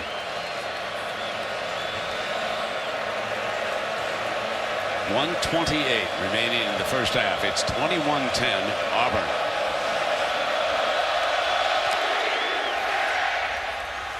This is going to be taken by Bray at the goal line.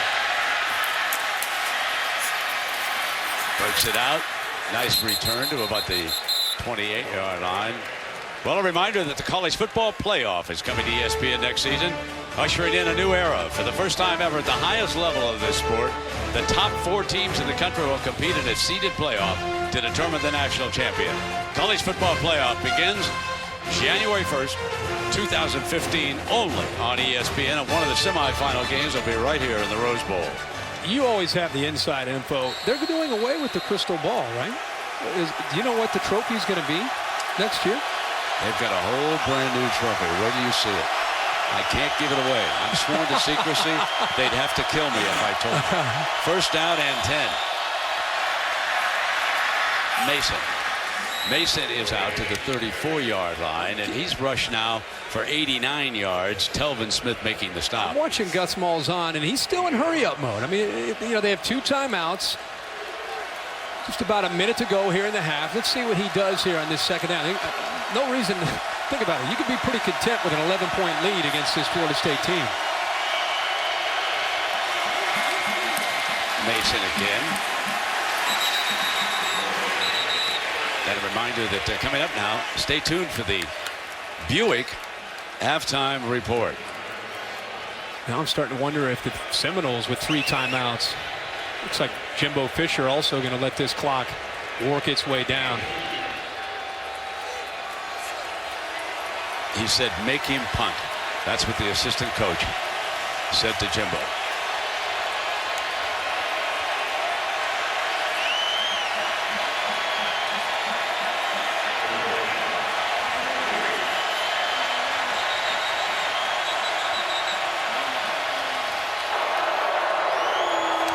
Second timeout charge to Florida State. You know, for a second. With a quarterback and with a passing game like this, I'm a little surprised that he let it go all the way down. I think you read the lips there of the assistant. They just so said, you hey, got to call it right away. Punt. I call it right away because as soon as he says make him punt, you turn and say get the timeout. Make him punt, and also who knows, with the possibility of your quarterback and your receivers, maybe they can make a play and maybe get the field goal range. Herbie, the story of the first half is Auburn. Clearly, I mean, this is an unbelievable performance. You always wonder with 30 days to prepare how it can affect the teams, not just the X's and O's, but the psychological approach. Auburn came in with a chip on their shoulder. Their defense has played out of their minds. If you watched them play this year, this is the best game plan and the best they played all year and the best intensity they played with all year. Now it's only a half. You and I said at 21-3, be careful.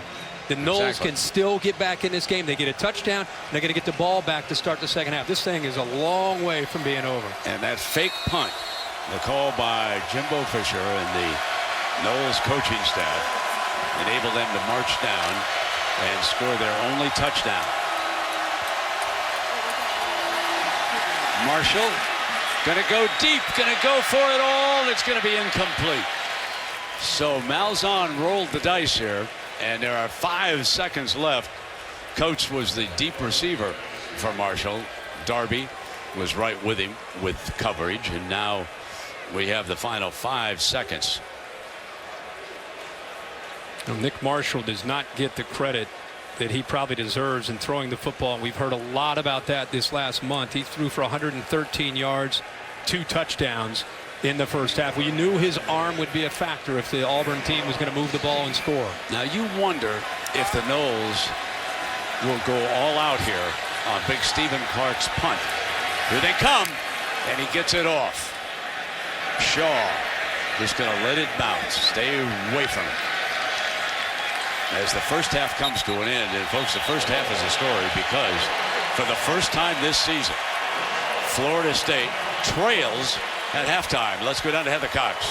Brent, thanks so much. Coach, how did that fake punt on 4th and 4 and the ensuing touchdown change momentum and confidence for you guys? Well, we had to. We lost momentum in the game. We had to gain it back. We had to do something to make a change. And our kids are relaxed now, and they're playing ball again. That's just a matter of going out, blocking, tackling, doing the things we do. Like I say, we're down 21-10, but I like where we're at. I mean, we got the ball coming out. We get some points. We're right back in this ball game. It ought to be a great second half. Jimbo, thank you. Let's head over to Tom with Gus. Heather, thanks very much. Gus up by 2 scores heading into the half. Why have you been so effective on both sides of the ball? Well, our defense is playing lights out. We missed a couple opportunities down here. Of course, they had the fake punt right there, and it cost a touchdown. But I like where we're at. Second half, we're going to try to wear them down. Good luck, Gus. Appreciate it. Brent? 232 yards of offense for Auburn.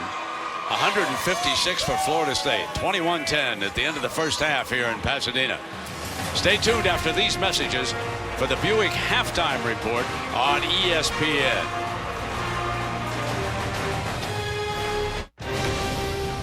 Welcome to the Buick halftime report.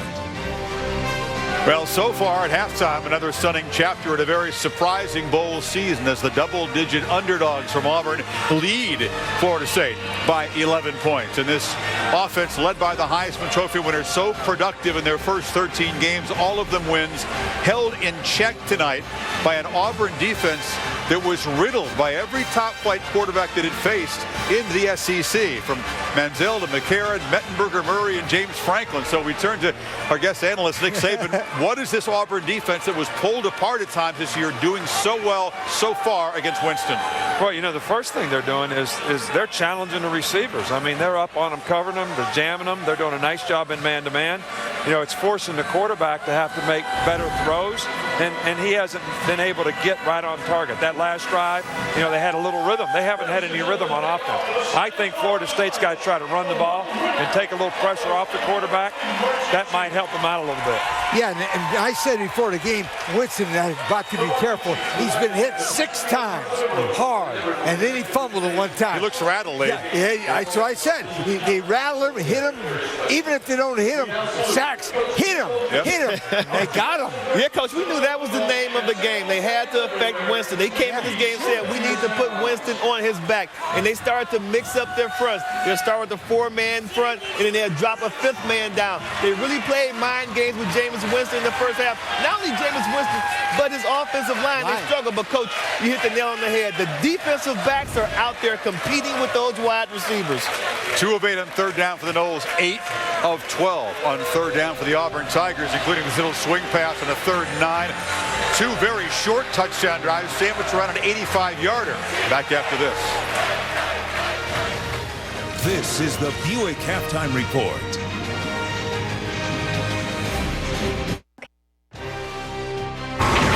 This halftime report is presented by the 259 horsepower Regal GS from Buick. Yeah, it flies. Nick Marshall admitted he was going to be quietly fueled with a hype given his counterpart, Jameis Winston. Marshall outplaying the Heisman Trophy winner, Desmond, 7 of 13 with 2 touchdowns. But most of his throws have been pretty straightforward to open guys. Yeah, you're right about that. And Gus Malzahn, you have to give him a lot of credit because he's designing plays so Nick Marshall can have some very easy throws where guys are wide open. What they're doing, they're using their running game to set up the pass. They'll look at the defense and how they're making adjustments to the running game, and then they'll design the pass off the same exact look. That's why you have guys running wide open down there for us. So he's making some easy throws. Yeah, Desmond, let me tell you, they've had 29 days to get ready for Florida State. Offensively, Auburn has done a great job with the passing game, and defensively with the pass defense. That's it. They had 29 days ready, and they have well spent, boy. Well, they've done a great job. Gus has done a really good job. But the toughest thing about a team that can run the ball like Auburn can run the ball is defending play-action passes, because you have to have the back-end guys fitting the runs. And twice they've had an opportunity. Once was a big score, once was a drop, where they could have made big plays in the passing game. But I think the key to this game is Florida State has got to create some negative plays on defense. They've got to get Auburn behind the sticks. They're 8 for 12 on 3rd down, but most of them are 3rd and short, and they're running for the 3rd to make the conversion. Sure. So if that continues, you allow Auburn to play the game exactly like they want to. They keep the ball. Florida State doesn't have it. Whether they score or not, they're using the clock. Tough enough to stop, man. A 25-yard touchdown drive after the punt return and a 27-yard touchdown drive after the Winston fumble, capped by that Marshall run. We'll look ahead to the second half when we come back.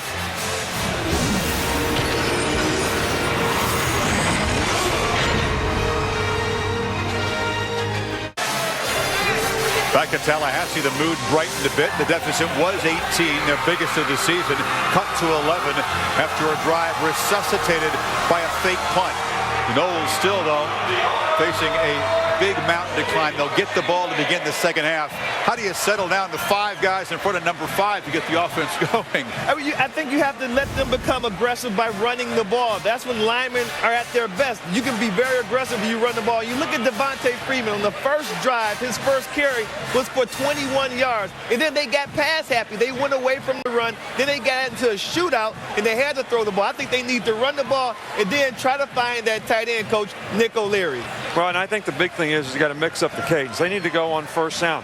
Florida State might play better if they played fast and tried not to allow Auburn to stem and move the fronts. But they got to play this game one play at a time. I mean, that's how you get back in the game. That's how you keep playing the game. Because if they just execute and do what they are capable of doing, I think they can get back in the game. Florida State's not going to win this game unless they win it on defense. They've got to stop Auburn. They looked confused a couple of times back in the backfield. They've got to win this game on defense, keep the score down, and then Winston can catch them. We'll see what happens in this crucial first drive of the third quarter. Auburn's defense will be on the field trying to get the ball back to that offense. By the way, the team with the halftime lead in the BCS championship game is undefeated. Something to keep in mind. It's the Tigers, big underdogs, up by 11 at the break. Second half is coming up from Pasadena. This halftime report is presented by the 259 horsepower Regal GS from Buick. Yeah, it flies. Welcome back to the Vizio BCS National Championship on ESPN. I can see the finish line with each line that I finish. I'm so close to my goals, I can almost pole over the goalpost. And if I don't got enough in the tank, maybe I can just siphon enough to fill up this last can. Man, will I survive in this climate or what? They said I was washed up and got a bloodbath. I'm not a rapper, I'm an adapter. I can adjust.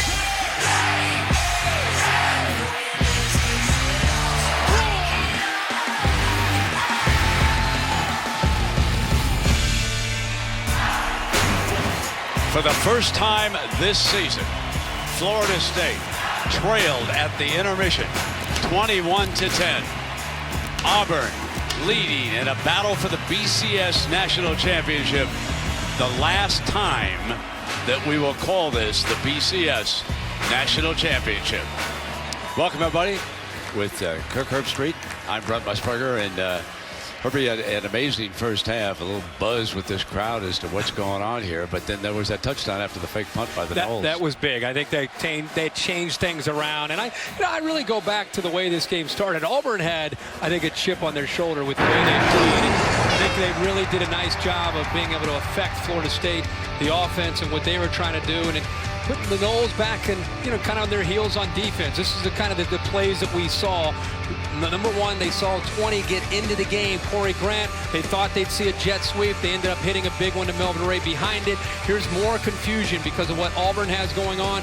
Different formations, different personnel groups. The tempo catches them out of position. They outflank them. And again, the quarterback here, Nick Marshall, get into the end zone for their third touchdown. And that's today's Taco Bell touchdown spotlight. Jameis Winston and the Noles offense will get the ball to start the second half. So a very important series for both of these teams coming up here in the second half. And remember what we told you at the top of the broadcast. Auburn's goal was to make Florida State play a fourth quarter. The players telling us that every time they put on the video and took a look at the fourth quarter when they were watching and scouting Florida State, it was all the second and third teamers. They were never forced to play a fourth quarter. Auburn's goal tonight, get them into the fourth quarter, get the pressure on them. We've been through the pressure cooker. Let's see what happens to Jameis Winston. And on top of that, Gus Malzahn saying to Tom Rinaldi, hey, we want to wear them down in the second half. So not just taking them into uncharted territory, also that's what Auburn does with their style of offense. They like to try to challenge you as far as the conditioning with the tempo. They usually start to pull away from teams in that second half. So it'll be an interesting battle here these last 30 minutes. Ball on the tee for Cody Parkey of Auburn. And away we go. Taking a knee, and the ball will come out of the 25. We check in down below with Heather Cox. Brent, Jimbo Fisher in the locker room was very upbeat, telling his team, this is what you're going to remember forever. Make sure it's going to be the way you want to remember it. He also talked about trying to hurry things up a little bit, being more aggressive here in the second half. Then he huddled his team up right as they took the field and said, believe. Now, guys, there was some talk that Jameis Winston might have been limping off the field into the locker room. I can report he did not receive any medical treatment in the locker room during halftime. All right, Heather, thank you. Florida State opens with two running backs. Williams and Freeman are alongside the quarterback. And they start with Devontae Williams, so they want to muscle up and see if they can get a little power running game going here.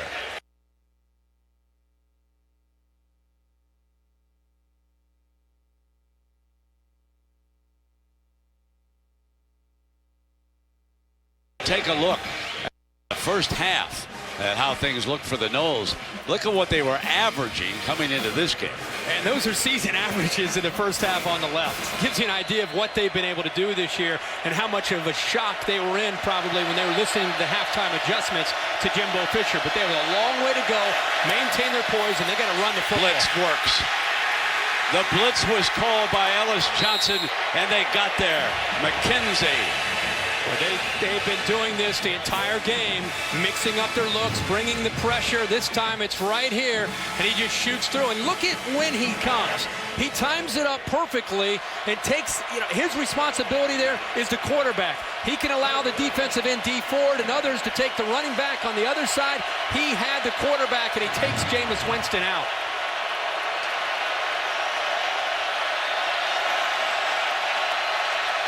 Big boy football for the Heisman Trophy winner tonight. Here he is on third down. Under pressure. Hit on the release. And it's wildly incomplete. And off the first series here in the second half.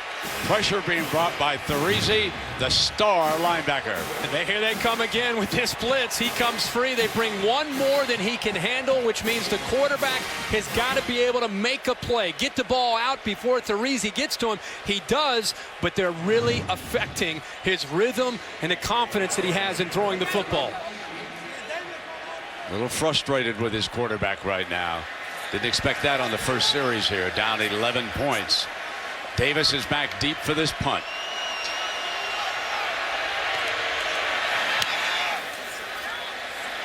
Beatty hangs it high. Fair catch is the signal. Fumble!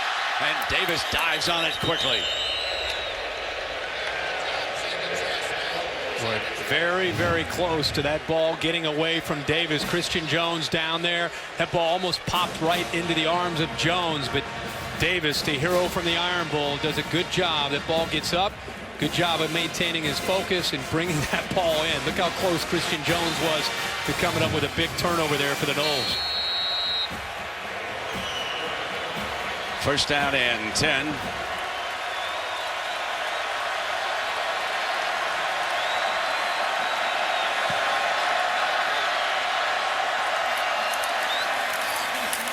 Marshall hands it off here on first down to the 40, and Telvin Smith, who did make a lot of tackles in the first half, makes another one here.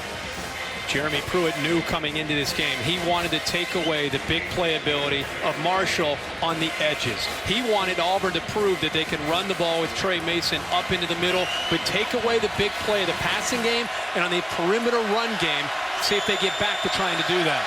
Needs 7 yards. Going to throw off the play action. Middle. Complete for a first down. The middle has been open all game long, and Sammy Coates exploits it again. And it's the reason, look at the linebackers. They're so caught up in the run game that it opens up one-on-one, and they come back to the middle where the vacancy is in that defense.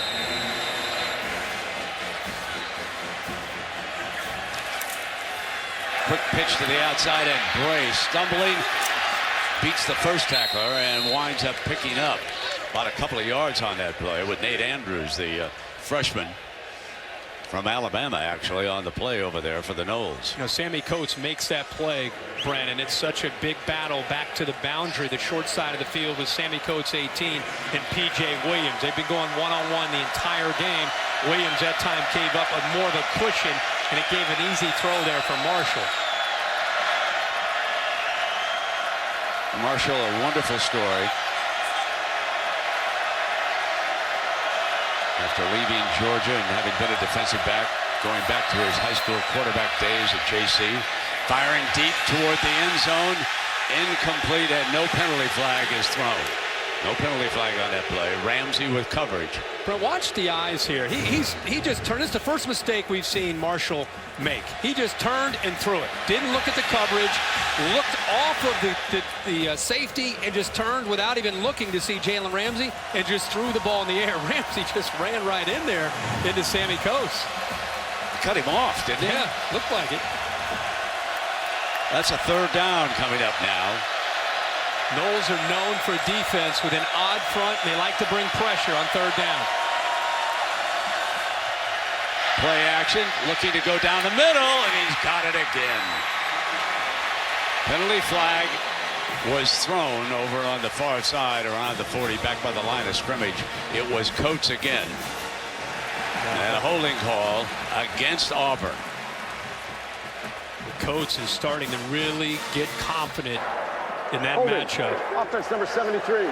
10 yards from the previous spot. Repeat, third down. Now that's big Greg Robinson, and he's had his hands full tonight with that defensive front. And this is Mario Edwards, who's an outstanding pass rusher right here. He's trying to get to Nick Marshall, 73. That left tackle is Robinson. They locked up one-on-one, and he pulls him down just enough at the end. That's what the referee saw, just at the end there. And that's what they made the call. That was a quick call by the referee. So it's third down and 18. And Marshall, that flanker screen, and I should say split end screen, and Coach couldn't hang on to it over there. And now they're going to be forced to punt. So they pick up a first down there on that third down, and the holding call by Greg Robinson ends up costing them not just a first down, but keeping this drive alive into Florida State territory. Kenny Shaw, dangerous return man for the Noles, standing back on their 10-yard line. The punting game has been critical here tonight. Shaw with the fair catch inside the 10. At the 9-yard line, 11:35 left. Auburn 21, Florida State 10. Visit WatchESPN.com or download the Watch ESPN app to watch ESPN live anytime, anywhere. Brought to you by Vizio. So dangerous field position here for Jameis Winston, who has felt pressure from a tremendous rush by Auburn tonight. So Williams checks in as the power running back, and Auburn puts 4 defensive linemen ready to go, and it'll be Williams. And he's brought down at about the 13-yard line by Frost and McKenzie. You've seen this defense, Brett, the entire game. This is brought to you by Discover Card, this game changer. It's been this Auburn defense. D. Ford's come up with a big sack. The way they've mixed it up, a great job of pressuring Jameis Winston, the coverage downfield. They have this offense, I think, confused, and they have from the very beginning until the end of the first half where they came up with that drive to score. Freeman is now the running back in pass protection, and it's Green who sat down underneath for the first down at the 25-yard line. Ryan Smith with the stop. More pressure, more blitzing from those linebackers. This time he sits in there, faces that pressure, makes the throw. You know, Rashad Green is the only Florida State receiver right now with reception for positive yards. Benjamin doesn't have a catch. Shaw has a catch, but it's for negative yards. So Green's the only one making plays so far. Here comes Freeman, but there was a penalty flag on the play. False start. Offense number 1. 5-yard penalty, still first down. So Winston came into the game 68% completion percentage. Tonight he's 7 of 17 for 73 yards. Nick Marshall on the other sideline is 9 of 17 for 137 yards and 2 touchdowns. And there you can see that Winston is unable to have a passing game that has done much against Auburn. And I think that's has a direct correlation to do with the offensive line struggling up front. They've got to go to running game and quick throws to get the ball out of hands quick. Auburn rushes 4 again. It's complete, and that is Benjamin's first reception of the night. So that came here with 10 minutes left in the third quarter. Mincy with the stop. He's been all over Benjamin. Yeah, there's again, pretty good coverage there. The linebacker that time, Frost, sinks in coverage instead of blitzing, which they've done so much of. But Benjamin recognizes that, gets away from Frost, and sits in that soft spot in the zone. But there was a quick throw. Gives Winston, that way he doesn't sit back there and have to think and work and wait for plays to develop. Get the ball out of his hands quicker. On second down, complete And that is Rashad Green, and he picks up a big first down. Yeah, that's what they did well at the end of the first half, where they started to get the ball out to Green a lot quicker. And here it is again. He's taking it. He's making a read there in the flat defender. You see his eyes there, making the read, not predetermining. In fact, a pump fake he thought he might go, gets the ball out of his hands much quicker these last two throws. I think between that, mixing in some running game, that's the answer for what they need to do to try to establish some rhythm. Abram and O'Leary check in.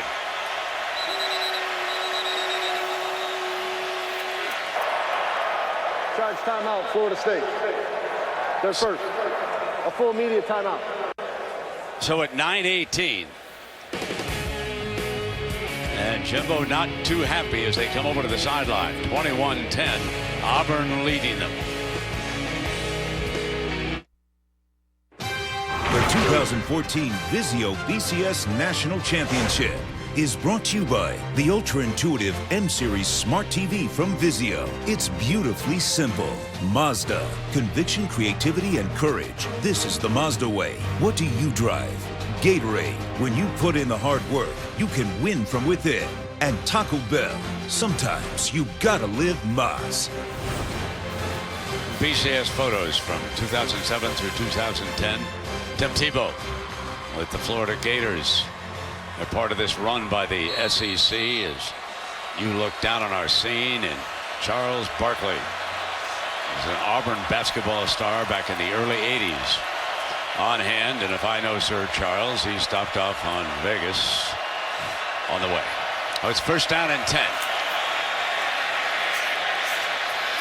Winston keeps it out to the 44-yard line with Chris Frost and McKenzie. Well, I thought he might throw the ball out in front to Benjamin to pick up some yards, but this is another view of what Auburn's been doing by disguising their pressures. They came in with a game plan to come after Jameis Winston. Here they bring one more than Florida State can handle. He can't step into the throw. It's an errant pass. They've done such a good job of disrupting the rhythm and flow up to this point of the Florida State offense and of Jameis Winston. Second down and 2.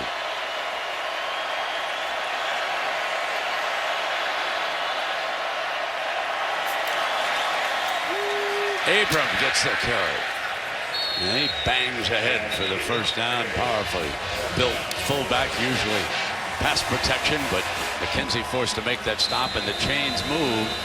And the Noles here, midway through the third quarter, starting to move the ball. Have you noticed, folks, that Jameis Winston no longer squints when he's looking off into the sideline like he did early on this season against especially Clemson and Miami? Tight coverage from these corners now from Auburn. Going to put it up on first down. Benjamin reaches and makes the grab against Mincy. Benjamin's best grab of the night, and the ball is going to be spotted at the 29. Winston held that football as long as he could, trying to get separation from the big fella. He actually tried to look the safety in the middle of the field, Ryan Smith, off by looking right to be able to give him a little bit more room to throw the ball, but the much bigger Benjamin at 6'5" goes down and makes the play against Mincy. So it's 24 yards on that play, and Benjamin starting to get involved in the Nole attack. Come with the toss play. Devontae Freeman, tough runner. Benjamin is a guy that they felt coming in. They got him one-on-one with his size. He could make a play. Mincy forces him to the inside. Pretty good coverage. It's just the ball is thrown away from Mincy where the big fella can go down and make a catch. He's improved so much this year as a route runner, just being more committed as a wide receiver, becoming a more complete receiver. Christian Green now on the field as one of the receivers for Florida State. Winston, incomplete. Green, the intended target, and Davis. Davis and Mincy, even though they're not large on the corner, they got some talent, folks. Well, they've done such a great job the entire ball game, Brandon. The other thing you have to think about is Ryan Smith, Jermaine Whitehead. You have Threezy. These safeties have played well. They have done. It's easy to look at the pressure and the blitzing, but they have been all over these Noles receivers.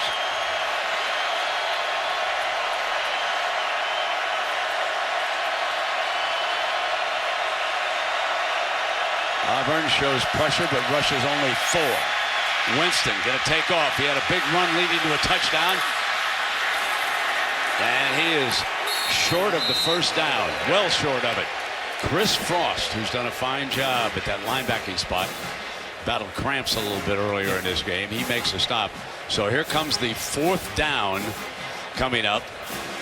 Boy, Winston has speed, but he doesn't have quickness. And out in the open field against this Auburn defense, the way they're chasing the football down, he didn't have much of a chance at all to be able to get away from Scott Frost or Chris Frost. Roberto Aguayo.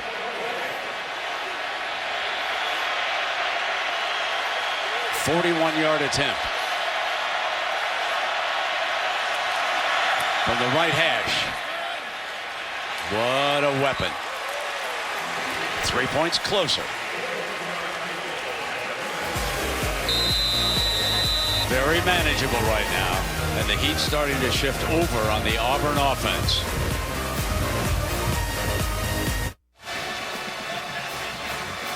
Aerial coverage provided by Goodyear. Game-changing superior performance when it counts. Goodyear, more driven.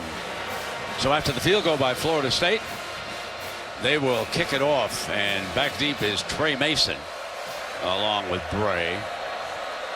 So Davis and Mason have both been used back there as the return man.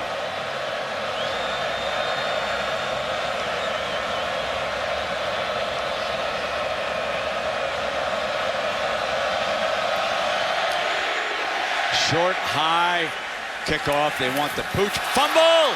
And recovered by Auburn at the 27-yard line. Jay Proche fell on it after it slipped through his hands. Remember, Chris Davis bobbled a punt, and he was able to get the football back. And now this time it goes right through the arms of Jay Proche, and he's able to jump on top of that. So as good as Auburn has been in special teams, especially with their own punter, Stephen Clark, they've come close to having a few miscues, but Proche jumps back on top of that.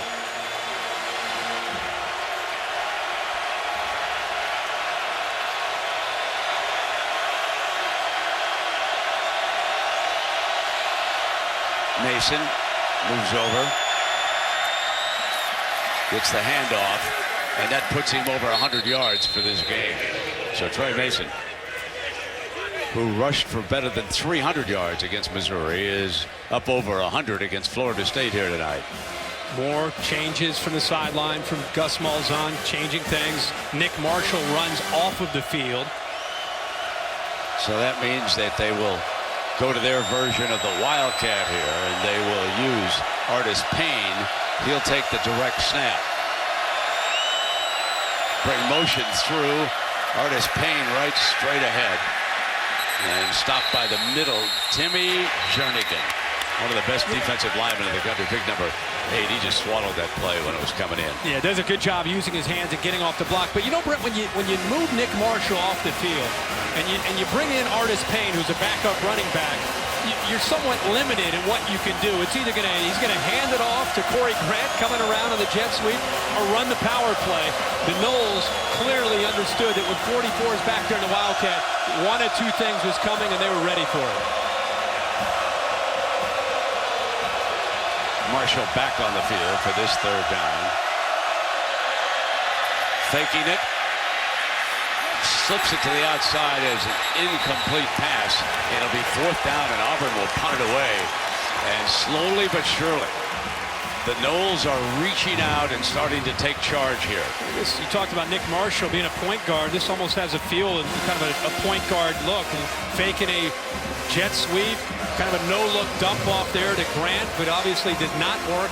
Much better coverage and pressure that time in that series from Florida State. Jernigan with that big play in the middle on the Wildcat. Shaw's back deep. Fair catch at the 19-yard line. We're going to take a break here at the 4:32 mark. So the Noles of Florida State came in averaging better than 50 points a game. They've been slowed down so far.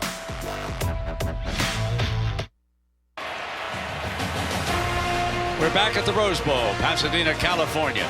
The BCS National Championship between Florida State, #1, and Auburn, #2. But #2 leads right now. 21-13. Jameis Winston and the Noles come to the line of scrimmage. Ball on their own 19-yard line. Freeman is the running back. Gets the call, and he picks his way out to about the 23-yard line before Swain makes the stop. Noles are not used to trailing. In fact, the entire season for 13 games, a little over 38 minutes. That's all they've trailed tonight. We're closing in on 30 minutes. Remember, the quick pass game helped Jameis Winston a lot in the last series to let them dig themselves out of bad position there when they started inside their own 10-yard line. Second down snap to Winston. Dropped. Benjamin dropped it. Would have been a first down for the Noles, and now that'll bring up a third down, and Auburn substitutes 5 defensive players. Yeah, man-to-man, and that's a matchup we've seen here in the second half. Boy, that's a good throw, and that's a ball that Benjamin's got to be able to come up with there on second down. Got the separation, the throw's on the money, he just dropped it.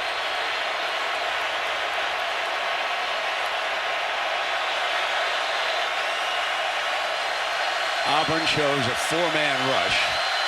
They have blitzed off that look a couple of times tonight. There's Frost.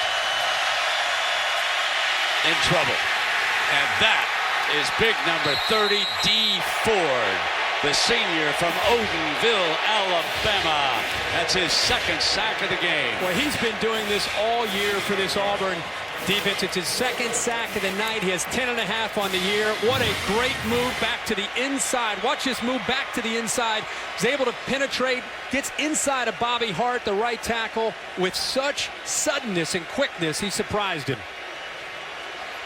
It is interesting. When we were down there talking to him, Ford was playing the piano. And I mean, he plays a mean piano. No doubt. You don't think about a defensive end sitting down at the Ivory. It's so well spoken. Oh, wonderful. He's fun. Yeah. Now, Davis is back deep. Oh, he screwed up. No question. Auburn, kind of like he was waiting to see whether or not he was going to signal for a fair catch. Instead of getting completely away from it, and he reaches there. So we've had several loose balls here, Herbie. And Patrick Lyman, 41, ends up getting on the football. But I'll tell you what, Brent, that's the third time in a row that Auburn is flirting with disaster here with a football. 2 on a punt. And then also we had one on a kickoff return. This is Chris Davis's second blunder. He got really lucky that Lyman had a heads-up play there to come back to the football, because Telvin Smith is all over the ball, and there's another Nole diving in there to come up with it. Now, Malzahn needs a couple of first downs to keep his defense off the field here. Marshall will keep it, attack the outside. Breaks a tackle, still going, and out of bounds at the 45-yard line. What a brilliant run by the athletic one who started his college career at Georgia as a defensive back. And they motion Ricardo Lewis to get him out in front, to give him a lead blocker. Lewis does a good job of helping him, but he's making people miss out there too. And Jernigan stood him up in the hole. Look at number 8. The big man getting up, saying, not on me this time. Yeah, Jernigan, one of the best in the country. Energy, has his hands up there. He's able to separate. That's what he did there. He, Mario Edwards, and also Eddie Goldman have got to hold their point up front for the defensive line of this Noles defense. Second down and 12 for Marshall and the Tigers.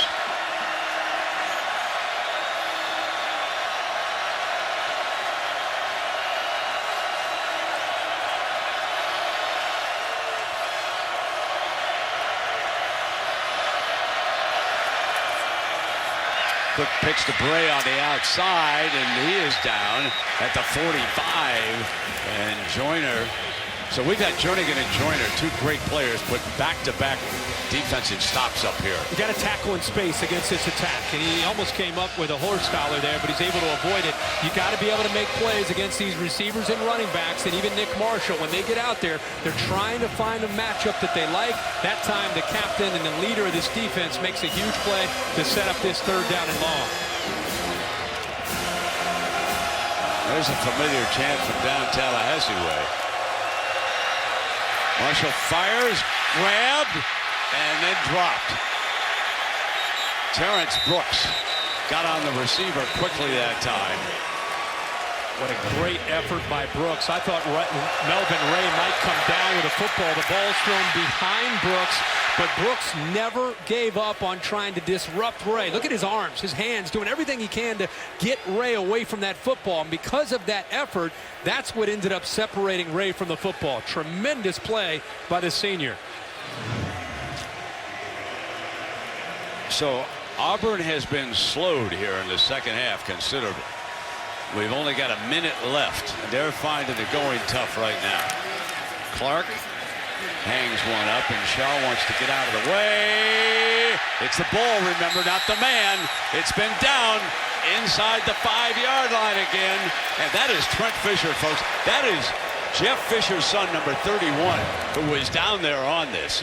The fine coach. Yeah, a great effort by Jonathan Jones there to knock it back for Fisher to jump on top of it. But you're right, Brent, it's the football. You got to keep a close eye on that ball. That's about as close as you can get. Heads up play by Jones. This is the 6th time they've started inside their own 20-yard line for this Florida State offense.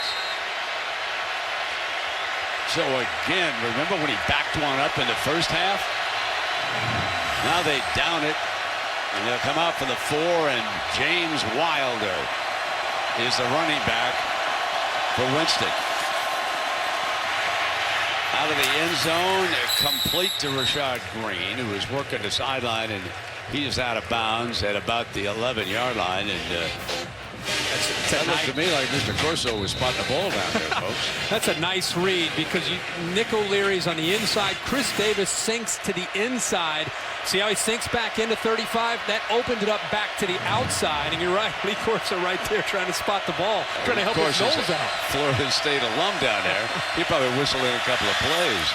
There's a handoff now to Wilder. Wilder breaks the daylight. Big first down at the 29-yard line. Watch the double team by the center and the right guard. Watch how they open this up, and it's a heck of a cutback here, being able to get it back behind the double team. The linebackers flowed, the double team from the right guard that time. Jackson along with Brian Stork, and that's the first real sign of positive yards into the teeth of that Auburn defense on the ground we've seen all night. That's because this defense has every reason to be tired.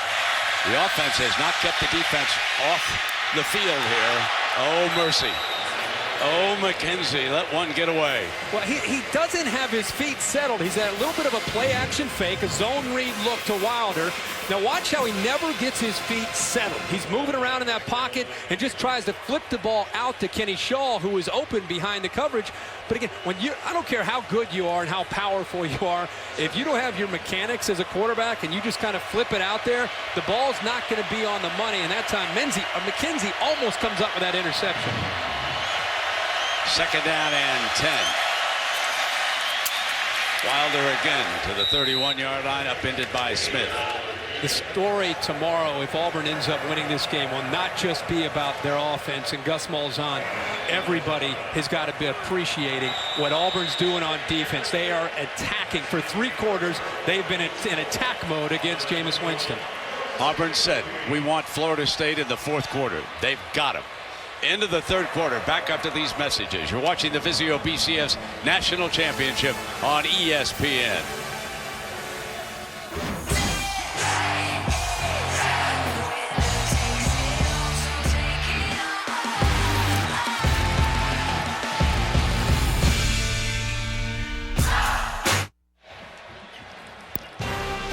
You are looking live at the Rose Bowl in Pasadena, California. It's the 4th quarter of the final BCS game of this era. And the underdog Auburn Tigers are leading Florida State 21-13. But in that 3rd quarter, Florida State outgained Auburn 96-45 yards. The Noles have the ball again, facing a big 3rd and 7. And the clock getting established here on the field. Remember, Auburn has brought a lot of pressure on Winston on 3rd down situations. They show pressure. They're manned up right now on those wide receivers. Rushing 4 on Winston. Fires. Incomplete. Florida State is forced to punt, and Ryan Smith, the safety, did a fine job on that play. Brent, he's kind of just sitting there in a robber, looking on the inside and waiting for a receiver to break. You see his head's on a swivel. He's waiting for that throw right to the first down marker. They've got leverage on the outside to take that part of away with one defender in Mincy, the corner, and then Ryan Smith is waiting there for the ball to come back to the middle and is able to separate the ball. Nice play. Chris Davis will go back deep. Beatty is the punter. Jason Beatty from Charlotte, North Carolina. Line drive punt. And a good one. It drove Davis back to the 50, but it's returnable. And he is out to the 26-yard line. And so that's where Auburn will put it in play. Auburn fans got to be saying, at least he caught it. That was, dropped the last two. He caught that one. Welcome back to the Vizio BCS National Championship on ESPN. So we are back with 14:45 to go. Florida State kicked the first field goal, but ever since then, when Auburn scored its first touchdown, they've been behind. Here comes Mason, trying to swing left. Good-looking runner out to the 33-yard line, so it's second and short. Christian Jones with the stop for the nose. Such a big play here to start this fourth quarter as far as the possession for Auburn, just to get such positive yardage on 1st and 10. That affects this kind of the rhythm of what they're trying to do. And of course, when they get that first down of any drive, that's when they really start to go with the tempo and get up to the line of scrimmage quickly. Mason again busts it to the 40 and a first down. And remember, Brent, what not just getting Florida State to the fourth quarter, but it's all about this tempo and wearing down defenses. You want to pull them into the fourth quarter, and that's when you can start to have your way with them. Start to affect their mind, making some mental errors because of fatigue. That's what Auburn's always been able to do in the fourth quarter. The jet sweep, Bray in trouble. Knowles ready for that end-around look right there. Let me check that. Ricardo Lewis was coming around. They had been lining up Bray, but this is Ricardo Lewis, number 5. And a blitz here from the right. This is the corner coming. He's actually able to get through the fullback that time, Crosh. They brought the corner blitz. They've been doing that from the boundary, the short side. They brought P.J. Williams. He turned it back to the inside and allowed the rest of the defense with Terrence Smith leading the way to get there. Artis Payne checks in as the running back for Auburn.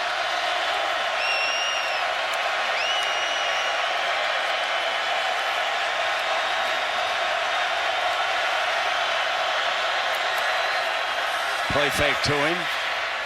Far side, intercepted at the 45-yard line. The 26th interception of the year. This one by P.J. Williams.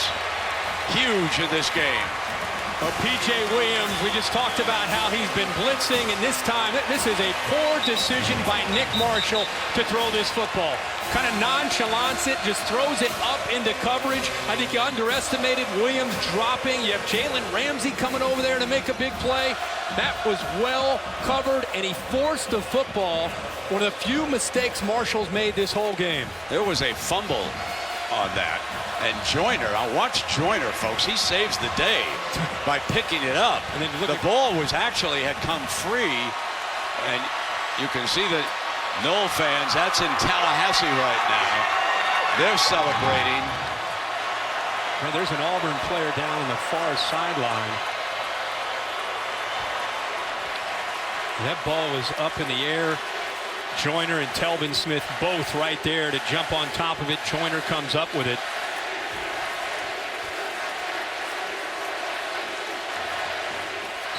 It's the best field position Florida State's had in a long time for Jameis Winston to start this drive.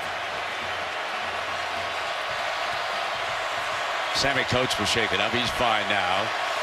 So Winston from the 44-yard line after the interception. But give Joyner a big assist on recovering that loose ball. Winston on first down. High, but it is caught by Freeman. He's got about 7 yards. All we heard about leading up to this game is if Auburn did get into the fourth quarter, because it's something that Florida State hasn't had to deal with, what a big advantage it would be for Auburn. But I think it's unfair to Florida State to say because they haven't been there, they're not able to execute and win in these kind of situations. We'll see how they end up playing this out here in the fourth quarter.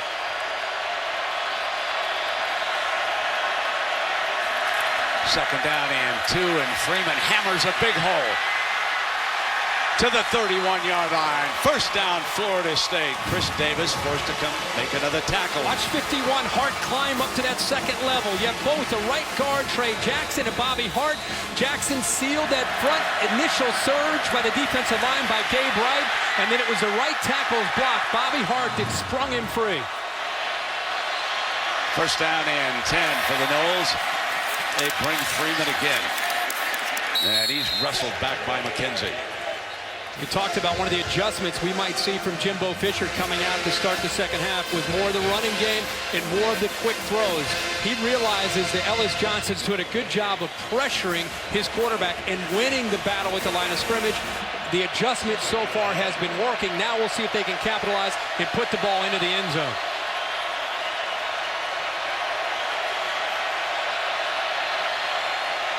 Second down and 10. High, but Benjamin's there. First down at the 11-yard line. Whitehead makes the stop on the 6'6" Kelvin Benjamin. Yeah, this time he holds on to the football. They actually jump back into a zone coverage, and Benjamin does a good job of being able to sit up and go into the air to make that play. And how about the throw by Jameis Winston? He stepped right into that, put the ball where only his man can make a play on it, and the big receiver goes up and makes the play. Abram checks in. Freeman is there on first down. Winston going to put it up. Lays it off to Abram. Running for the end zone. Touchdown, Florida State. They are 2 points away from a tie. You had Rashad Green cutting to the inside. It opened up Abram. Nobody picked him up to the outside. Ryan Smith is over there late, and he gets into the end zone. There's a penalty flag. It's over on the left hash, so there's a penalty. After the play was over, unsportsmanlike conduct, number 8 on the offense. 15 yards on the try. Wow. So that is Freeman. And that's huge, Brent, because the way the scoring has been going, I'm sure Jimbo Fisher's thinking about going for 2 to tie this football game up. You're talking about moving it now 15 yards back on the try. Now you really wonder, you're at the 18-yard line. I mean, you seriously considering going for 2 from the 18-yard line to try to tie this game? What a blunder. A mistake here from Freeman. Yeah, it doesn't matter whether you're down by 2 or down by 1. You've got to go for 2 here. Points that have been tough to come by. But being pushed back 15 yards makes it a lot tougher, and they're going to kick the extra point. He's frustrated with Devontae Freeman. So Roberto Aguayo will attempt the extra point.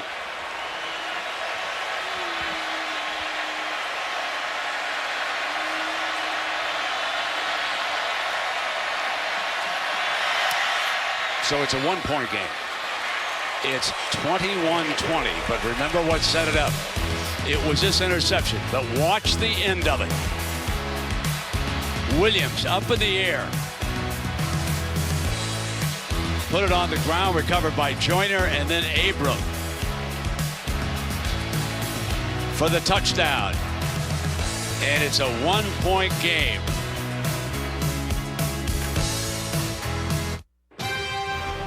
The 2014 Vizio BCS National Championship is brought to you by Ford. Go further. Coke Zero. With real Coke taste and zero compromise, Coke Zero lets you enjoy everything. The new Surface. Follow at ESPN CFB for all bowl instant replays. And the Discover It card. It's a game changer. Well, the BCS photos from the last few years. Alabama winning 3 of 4. Now, Devontae Freeman called for that unsportsmanlike penalty. We're going to show you, and it was a very good call. But here's the headline. Florida State has scored the last 17 points of this game.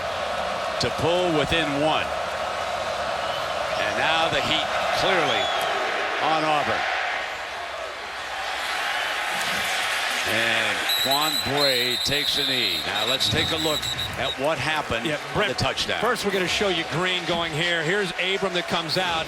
And this guy right here, the safety, Ryan Smith, is late in getting out there and dropping. See the man coverage to the bottom, takes it away. And Abram showing some quickness for a big fullback. Now, up here is what you want to watch. This is where the penalty is, and this is the official that actually sees it. He taunts the Auburn sideline, looks over at him. I don't know if it's a gesture or he's just kind of signaling out the Auburn sideline. The official saw it, and it cost Florida State 15 yards and a chance to go for 2 to try to tie this game. Good call by this Big Ten officiating crew. Marshall keeps it. Remember, he threw that costly interception. And he picks up a couple yards, and again, it's Jernigan, big number 8. Yeah, the big fella is having his way. You know, he has the vision and instincts of a linebacker playing defensive line. The way he's moving around in there, Eddie Goldman, Mario Edwards, those 3 in the inside have played very, very well for this Noles defense. Now it is Grant, who is the running back. Marshall throws it far side, got a man open. And that is Ricardo Lewis, number 5, knocked out of bounds, and that's a big first down. And they brought 2 safeties, Joyner and also Terrence Brooks, and it left a corner Darby out there all by himself, and I don't think he realized Lewis was sneaking behind him, and he didn't have any help back there in coverage because of safety blitz.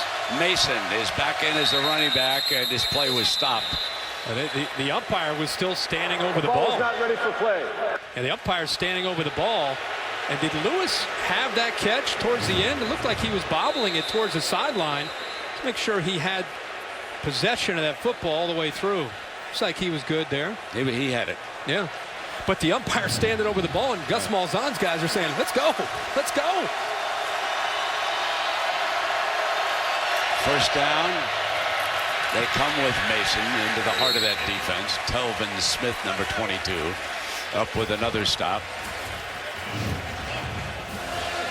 Telvin Smith, and you also have a safety, Nate Andrews, 29, into the game. See how tough it is to pick up yards this second half for this Auburn offense into the middle. I think we've seen Trey Mason pop one for a few yards, but other than that, they've really done a good job of keeping them in check in the interior.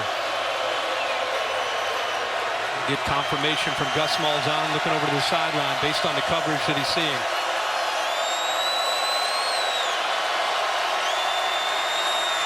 They give it to Mason on a delay. Big hole on the left side. And he's up over 125 yards on this game and across the 25-yard line. And again, Telvin Smith from Valdosta, Georgia, forced to make the stop. Boy, Nick Marshall carrying out his fakes. It gets those linebackers out of position and they pick up blocks. And they're hammering now with Mason. I can't say enough about Reese Dismukes, Chad Slade, and Alex Kozan. They've been battling against those defensive tackles all game long. That is a good-looking middle of an offensive line. Exciting thing is you've got a freshman in Kozan, and Dismukes is a junior, and Slade a junior as well. Jernigan not on the field right now. Second down.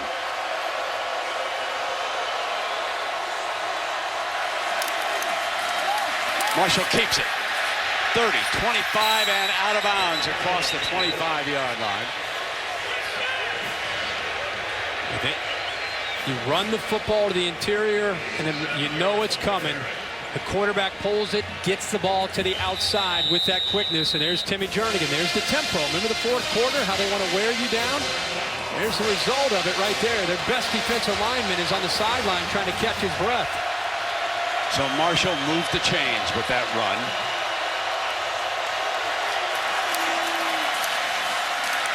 And now they come back with the hammer. The coaches are very well aware that Jernigan is not in the middle of that line. And they have found it much easier going down there against the Noles backup. Florida State badly needs number 8 back out there in the middle of that defense. It's second down and 7. No number 8. He's still kneeling down on the sideline. Get him to the fourth quarter. That's where we want him.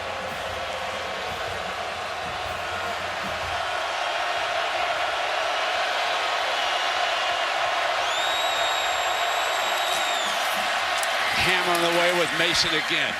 One thing about Gus Malzahn, when you study him, if he finds something's working, he's coming back time after time after time. You stop it, and then I'll go someplace else.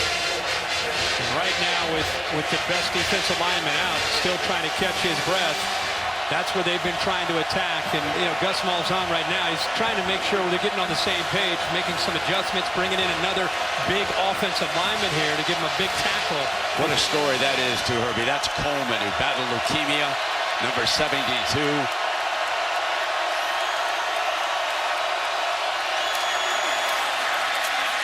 Coming right back. They've got to get Jernigan back on the field. Yeah, the problem is he's gassed. You know, he's 30 days of a layoff, trying to get into shape throughout those 30 days. You knew that the tempo was coming. You knew you had to try to rotate bodies in to try to stay fresh. And this is part of what Auburn tries to do, not just to Tim Jernigan, not just in this game, but it's in the DNA of this offensive system. Bringing the clock down. Inside of 6:30 right now. They've got a first down. They could get another first down without scoring a touchdown. Let's see if they continue to hammer that soft middle. Here he comes. And we'll cross the 10-yard line now. Not much there for a couple of yards. See, what happens when you have a weakness like this and they keep exploiting it, what happens is the linebackers and the safeties start to forget about their keys, and they start to come down to help out. And when you start to come down and help out, Gus Malzahn on the sideline, Rhett Lastly on the sideline, they recognize that, and that's where they're going to see a play action, or you're going to see Nick Marshall try to bait you with a good hard fake and then get around the corner. Do not be surprised to see play action or Marshall with a run.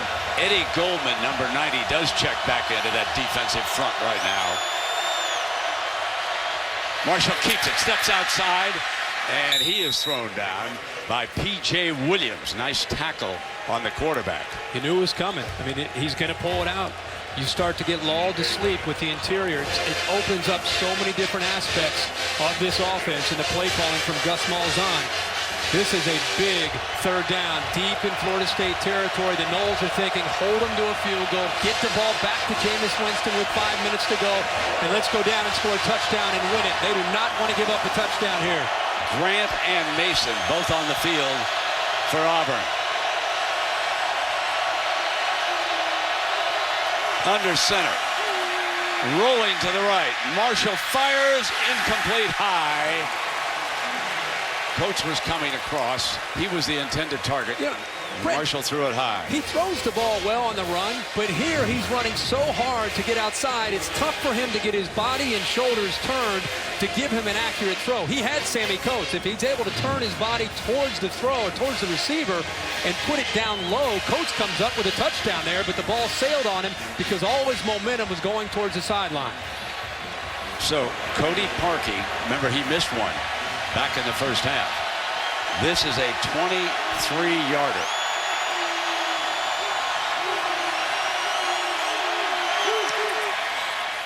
Through.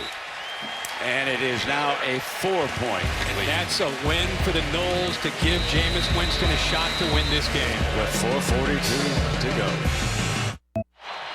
Well, as we look at tonight's All-State Good Hands play, there's actually two players involved.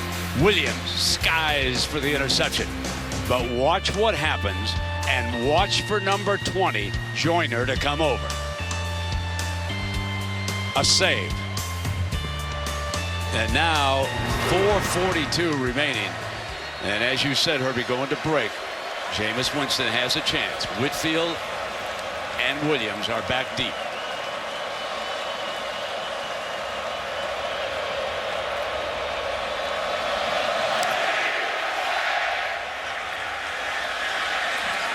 Whitfield's coming out. Great return man.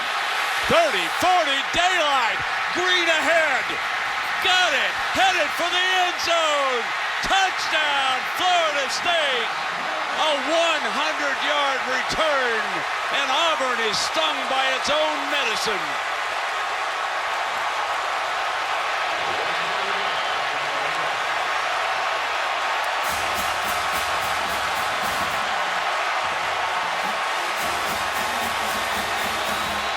Kermit Whitfield a freshman from Orlando, Florida, has just put Florida State ahead with 4:31 remaining.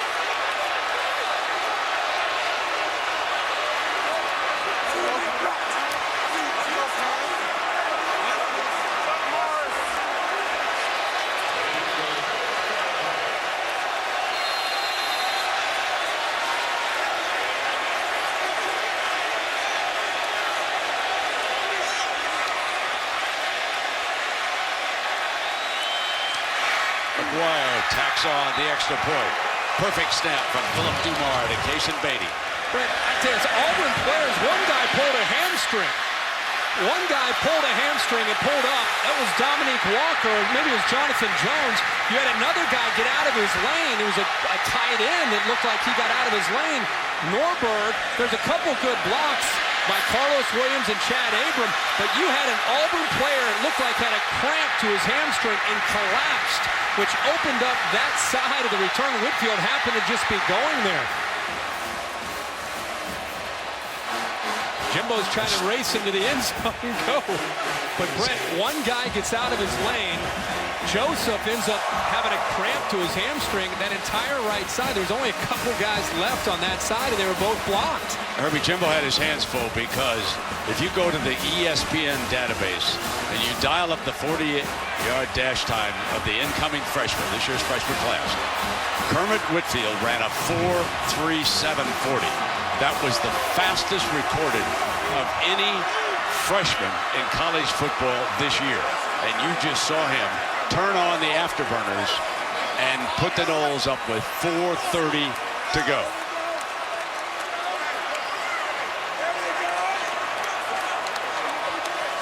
Bray and Davis are back deep for Auburn. Whitfield, his second kickoff return touchdown this season, has boosted the Noles into their first lead since the opening quarter.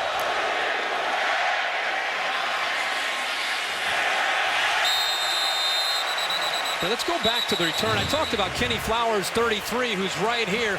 He gets out of his lane, and watch number 3 right here.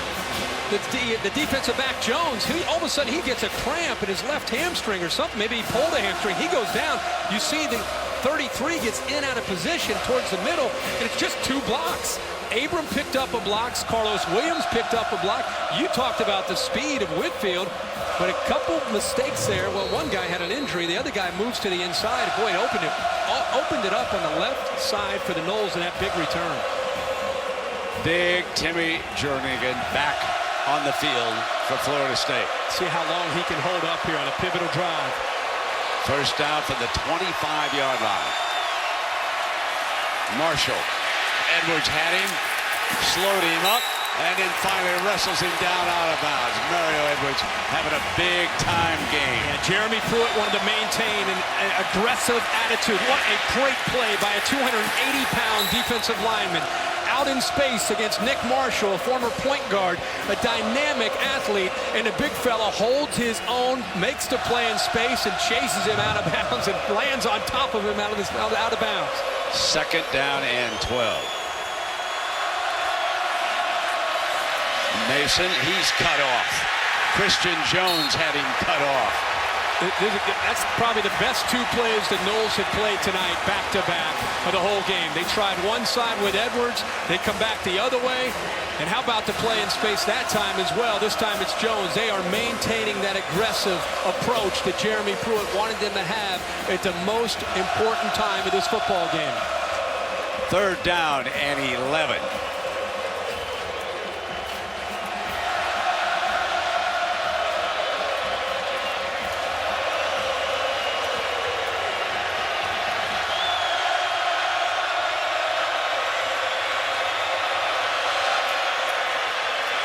Straight back. Marshall on the move, fires, and it was complete for a first down at the 39-yard line to Sammy Coates. What a play to come up with on third down. The Noles rushed 4, and they had everybody else in coverage. He had to wait for Coates to come clear against Williams, and he makes the throw. Now they hammer with Mason, who twists away. Mason finally thrown out of bounds at the 46, and that was Jalen Ramsey. For this third down, it's man-to-man. He does such a good job of keeping this play alive with the athletic ability, but how about the throw low and away from P.J. Williams where Coates can make that play? Jernigan is down, just as you pointed out. How long can he go? Yeah, he's doing everything he can. Those defensive linemen just get challenged so much. You can ask Nick Saban in Alabama. You can talk to Texas A&M. You can talk to Missouri. Talk to anybody that they went up against. That's the big challenge, is trying to get the big guys to hold up in the fourth quarter. We'll take a break and come right back. Aerial coverage provided by Goodyear. Game-changing superior performance when it counts. Goodyear, more driven. We're Kirk Herbstreit, Brent Musburger. We come down to the final BCS game, and it's on the line with 2:50 to go. Jernigan off to the side. We don't know if he'll be able to return. Second down and short. Marshall checking the Malzahn sideline.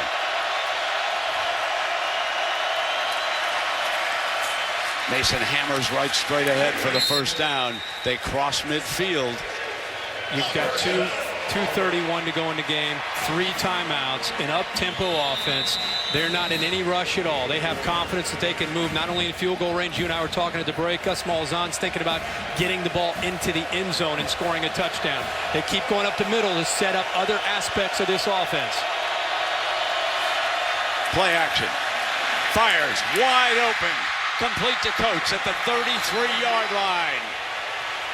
Get these linebackers out of position.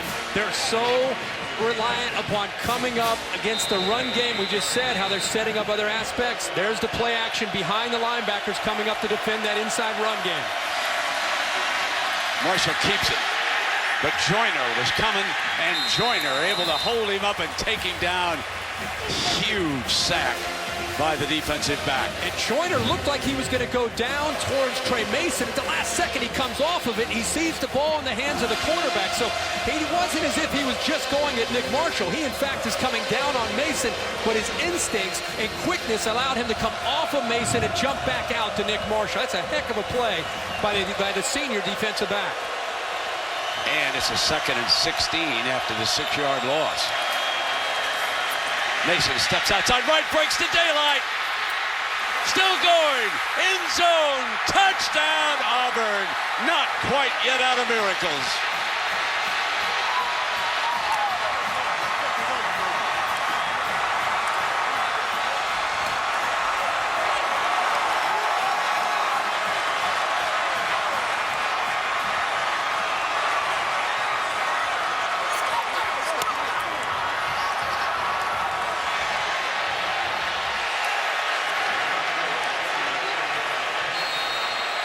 Heck of a run by Trey Mason. He now has 195 yards in this game. And here is Cody Parkey. 1:19 remaining.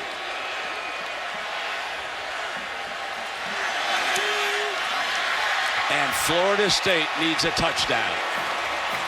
Brent, you know you've been talking about these guards. How about the block right here by Chad Slade, who's going to get up to Telvin Smith, but also you're going to see the tight end who's out here, Uzama, who's going to come up with a big block right here on LaMarcus Joyner. There's the action. Look at the block by the tight end. Nice job by the guard. And then right here is just leg drive and determination. That's a true freshman. Jalen Ramsey coming up in run support. And you've got Trey Mason running right through his arm tackle, bounces off him and into the end zone. That low center gravity, the balance that he has, the toughness that he runs with, you better come up with some cruel intentions if you want to knock Trey Mason off the tracks. And that time Jalen Ramsey was not ready. Coaches on the sideline. That young man who just scored, by the way, is the son of Vincent Mason, who was in a hip-hop band called De La Soul. And back in 1989, Herbie remembers this one. Oh, yeah. Me, Myself, and I. Beautiful. Well, it was Me, Myself, and Trey. We start with Eminem, and we finish with Me, Myself, and I. Coming up after the game, stay tuned for the Ford BCS postgame show. 1:19 left for the Heisman Trophy winner. Still has 2 timeouts remaining. You work on this. In fact, Brent, I don't know if you and I have ever seen a more competitive 2-minute drill than the ones against the ones in Tallahassee. When Winston goes up against Telvin Smith and LaMarcus Joyner on a Friday practice, it's fun to watch. And all that work they put in is now going to see if it benefits all the opportunities they've had to try to compete against each other. Here's Gus's message. Don't kick it to Whitfield. There you see the coach's trophy presented by Dr. Pepper, which will be awarded to the winner of tonight's Vizio BCS National Championship. And what a dandy this has been. In fact, all 5 of the BCS games, when you go back now, it all began right here on this field. Michigan State upsetting Stanford. Then how about Central Florida down in the desert taking out Baylor? Then we switched over to New Orleans, and Oklahoma upset Alabama. And down to Miami, and Clemson stopped Ohio State. And now tonight, another underdog, and a double-digit underdog at that. Auburn leading by 4 with 1:19 to go. Speaking of underdogs, you go back to the 06 National Championship with Vince Young and USC. The Longhorns were underdogs. They were down 5 with 2:09 to go in that game in this stadium when Vince Young took them down and into the end zone to win the game for the Horns. Swung it around the right side, as I recall. Well, there's the kickoff. And it's from the 2-yard line. And this time, the young man is not going 100 yards. And they stone him there at about the 19-yard line. And that was Craig Sanders, number 13, who got down and made that stop on Whitfield. You know, last series, we thought this is an opportunity for the Heisman Trophy winner to show that he has the goods. Add on to his legacy at Florida State. Well, Whitfield had the return to give the Noles the lead. Well, now he gets the ball back with a couple timeouts, a little over a minute to go. Let's see what he can do. Christian Green is one of the 4 wide receivers.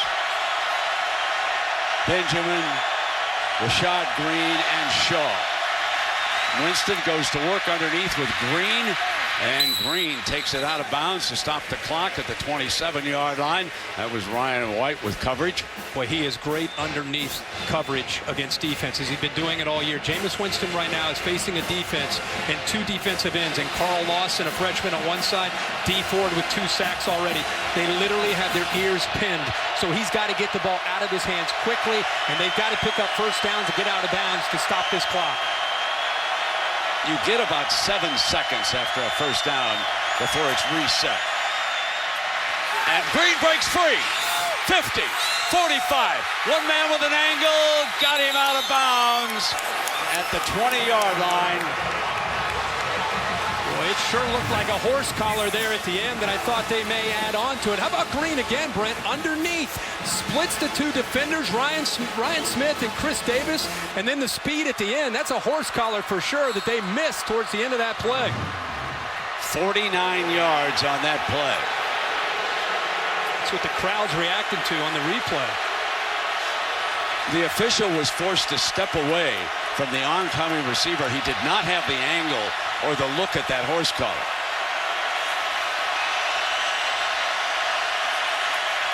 Now Winston going to drop it off. Freeman, and he is down to the 17-yard line, and Chris Frost making another stop. We got 46 seconds. Florida State with 2 timeouts. Kimbo uses 1 right there, Brent. So they're down to their last timeout. They must have a touchdown, obviously.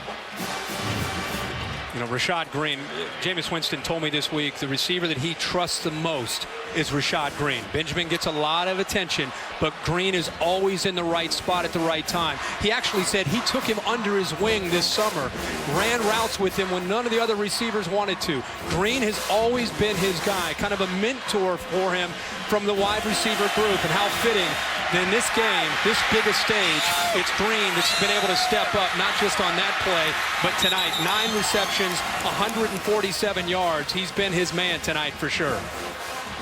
So the Noles are headed toward the Vince Young end zone, where Texas won the national championship, with Vince swinging to the outside against USC that night. 47 seconds remaining. Remember, Benjamin, even though he's had a quiet night, if he's left alone at the top of your screen one-on-one, they're not afraid to take a chance and put it up in the air against Mincy, who's at 5'10". Mincy backs off a little bit. Vince doesn't look there, still coming underneath. And the tackle made at the 12-yard line. First down will stop the clock. Frost, and again, they'll get about 7 seconds. Plenty of time with 43 seconds. Clock starts to move. Here we go. Now it is first down and 10.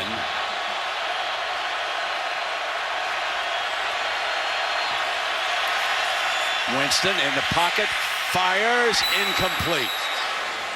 Green the target, and that one fell to the ground, so it'll be 2nd and 10.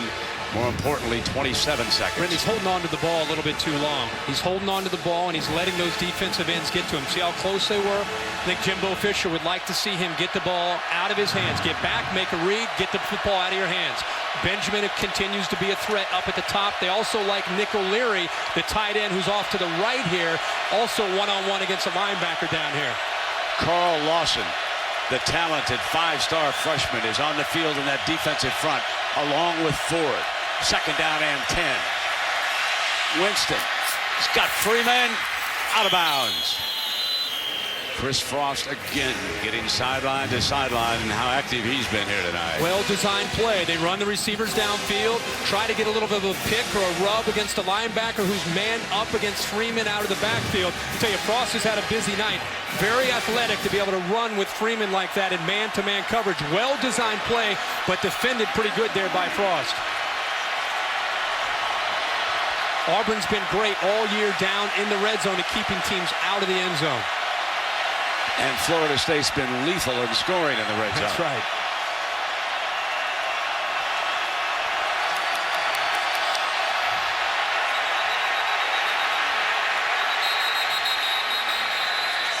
So that was stopped. Offense, 5-yard penalty, still 3rd down. So that will back it up to about the 10-yard line here. And look at Stork kind of communicating, and Jameis behind him saying, come on, come on, come on, snap the ball, snap the ball. And did not get it off in time. Nope.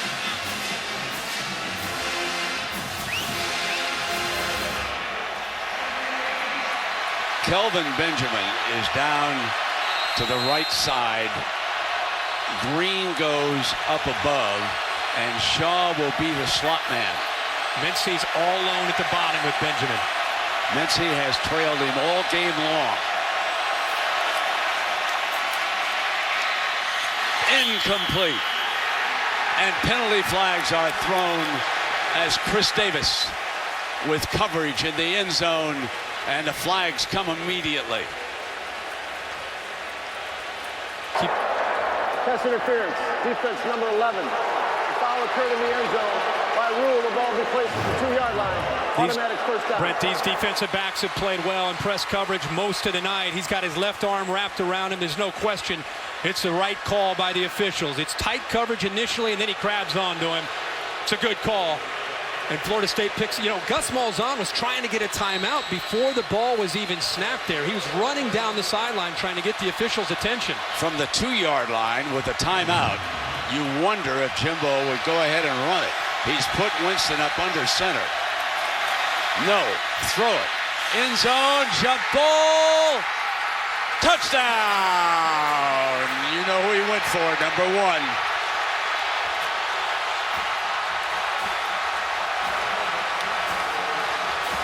Kelvin Benjamin. Brent, he comes off the play fake. Look how high he puts the ball in the air for the 6'5" receiver. That's a mismatch. Chris Davis is a good player. He's 5'11", 200 pounds. They know exactly where this ball is going. Benjamin comes to the inside. The ball is high. He's done that all year. He high points the ball with his soft hands. Perfectly thrown ball by Jameis Winston, and a go-ahead score for the Noles. On that drive, folks, the Heisman Trophy winner, Jameis Winston, was 6 of 7. There's a penalty flag. 6 of 7 for 77 yards and the touchdown. 5-yard penalty, retry. So the BCS era is coming to an end with one of its best championship games ever. What is it about the Rose Bowl? Texas, USC, and now Florida State and Auburn taking it down to the closing minute with the Noles pushing across the touchdown. Tacking on the extra point. Brett, I thought you made a great observation about, hey, with a timeout, maybe run the football right away. They knew what they wanted to do by trying to get. We kept waiting for Benjamin. We kept waiting. They get down inside that 10-yard line. You know he's a factor, and this is why. They do such a great job of finding a matchup and putting it up there. And even if you know it's coming because of his size and because of where he puts it, it's very, very difficult to defend. And as I look across the fabric of this Auburn Tiger football season, 13 seconds on the clock, I'm going to say the Tigers have got him right where they want him. Yeah, Nick Marshall saying, just give me the ball. You never know. Yeah.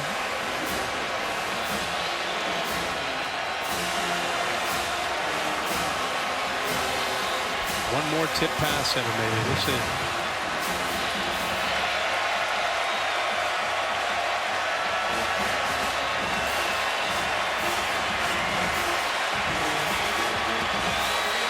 Davis comes out. Chris Davis as one of the return man, along with Quan Bray. But they're up against one of the best legs in college football, the Lou Groza Award winner, Roberto Aguayo. And he's only a redshirt freshman.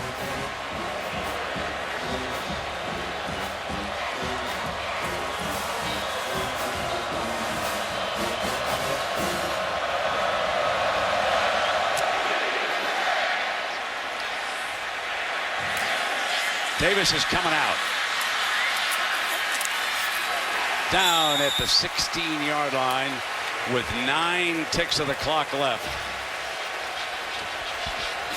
Let's see how deep the safeties are against Gus Malzahn's play call here. Remember Gus telling us a couple of days ago on that play against Georgia that the ball went in the air because he thought there was a crossing route where he had to throw, and he ended up throwing it deep, and he said he actually turned away in frustration, thinking that it would not work out, and of course the tip ball ended up going into the hands of the receiver, Ricardo Lewis, for the touchdown. Ricardo, of course, had said to the quarterback, throw it to me. And Coates was open on the dig, and the rest is history.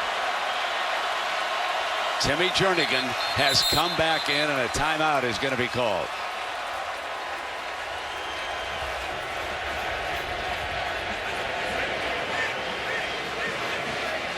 So now the defensive coordinator, Pruitt, and the offensive folks on the other side. You know, quarterback Damian Craig over there on that Auburn coaching staff, he works with the quarterbacks. He was actually recruited by Jimbo Fisher when Jimbo was the quarterback coach at Auburn. He was working for Terry Bowden, and he was a redshirt freshman when Auburn went 11-0. There he is. And Jimbo Fisher actually gave Damian Craig his first chance as a coach, a graduate assistant at LSU, when Jimbo worked with Nick Saban, and then he hired him down in Tallahassee last year. And now here is Damian against Jimbo, coming down to his quarterback with 9 seconds. Of course, very influential in getting Jameis Winston also to go to Florida State. Marshall fires sideline and incomplete and out of bounds, and now 3 ticks left on what will go down as one of the most incredible seasons in the history of the SEC, regardless of whether or not they win tonight. We will always remember those moments with the Auburn Tigers, and they played their hearts out tonight against a heavily favored Florida State team. And the celebration is about to begin. Last play. Here comes the lateral. Hook and ladder. Give it back, throw it across the field, and let's see if Mason can take it down the sideline. Cuts to the middle. Florida State rules the BCS.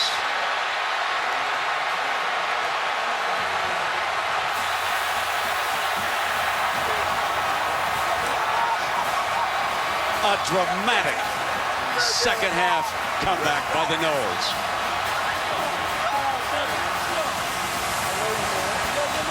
Let's party, Tallahassee. Let's have some fun. And there is Damian Craig, who we were talking about, embracing Jameis Winston. As Herbie said, Damian, who played at Auburn, helped bring Winston south of the border, down Florida way. Two teams went toe-to-toe. Auburn got its wish. They got the Noles into the fourth quarter, but they couldn't stop them. A 100-yard kickoff return, and then the Heisman Trophy winner goes 6 to 7, 77 yards, and the winning toss to big Kelvin Benjamin. Auburn and Gus Malzahn, Brent, deserve a lot of credit for the way they came into this game. Such heavy underdogs. Not a lot of people thinking that they could compete with the talented Florida State team. They played with an edge. They were well prepared on both sides of the ball at the end. You just got to give credit to Jimbo Fisher and the Noles. They kept their composure, and they won the second half. It's something new for them. They outscored Auburn 24-10 in the second half. We're used to seeing Auburn do that, but tonight it's Jameis Winston and Jimbo Fisher.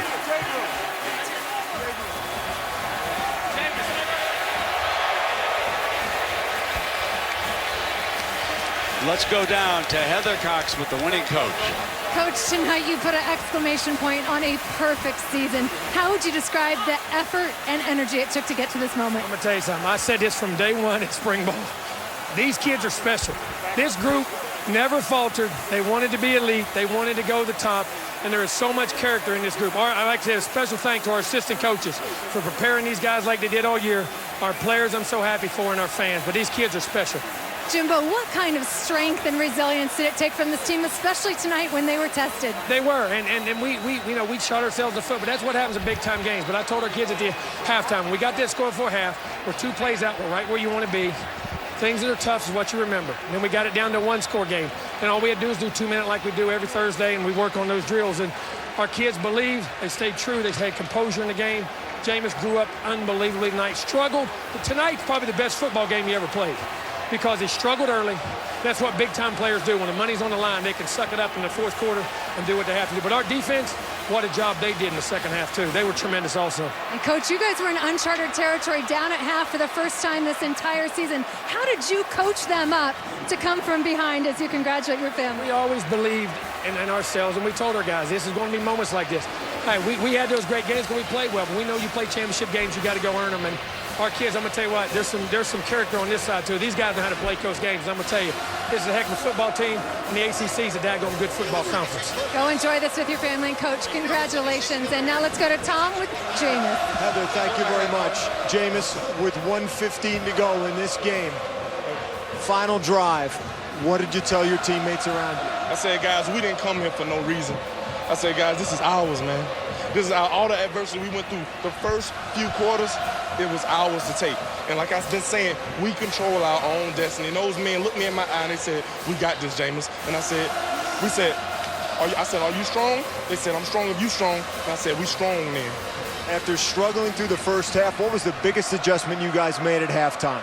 We had to go back to playing Florida State football. We came out here, we were letting us be bigger than the game. We were bigger than the game. Then we had to say, hey, let's play Florida State football, because can't nobody be bigger than this game. And we did that, and we came out victorious. You had an embrace with your head coach, Jimbo Fisher. You've been through a lot with him this season. What did you guys share in that moment, Jameis? We champions. We can share that we are champions together. And through everything that we went through all the haters, through every single thing, we came out victorious. And God did this. I'm so blessed. He's so blessed. Like all the stuff that he handled with Ethan, and he come out here and coach us, that touched me. And it's nobody but God. It's nobody. Ethan being the reference to Jimbo's son, you said it once, you said it 100 times this season. If we're going to do it big, we're going to do it big then. How big is this moment? It's the biggest. Happy birthday. My cousin in Afghanistan watching this game, Teola Winston. We're doing it for everybody. We're doing it big all over the country, all over the world. And I'm proud. I'm proud to say I'm a Florida State Seminole. Congratulations, Jake. Thank you. Brent? Thank you, Tom, and happy birthday to the 22-year-old who celebrates with a national championship And, of course, that ends the run of the SEC.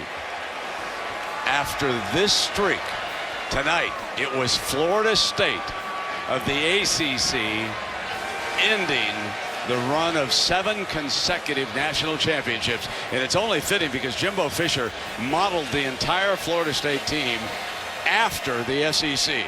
Remember, he was once an offensive coordinator for Nick Saban, and that was at LSU. Coming up, of course, we're going to be presenting the Coach's Trophy presented by Dr. Pepper. And there is the Coach's Trophy.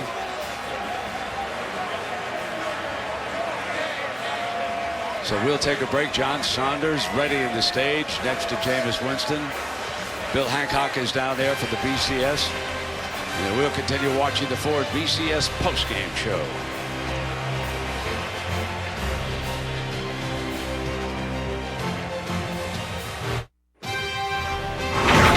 This postgame report is presented by your next truck, Ford F-150.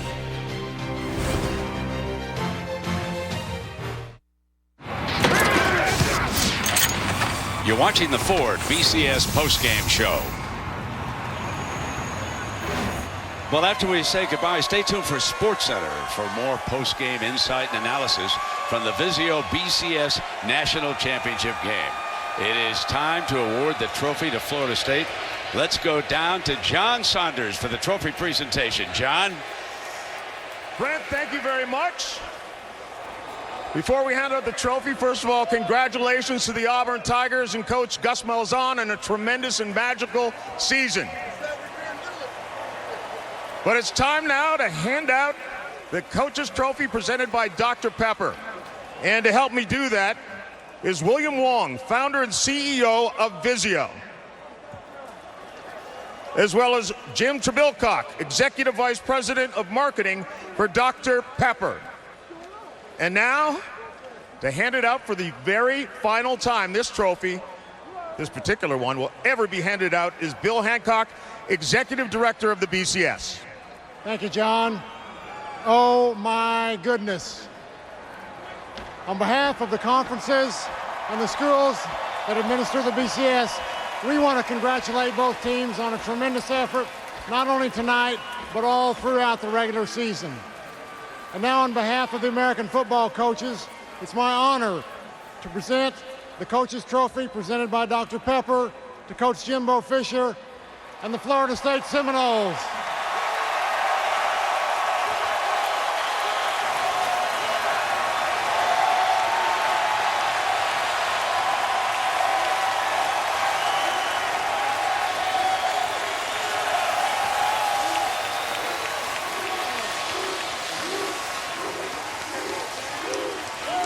Coach, first of all, what an amazing game to cap the BCS and all 5 BCS games. You talked about when you stepped up here, you whispered in my ear, you said, oh my goodness, what a roller coaster of emotion.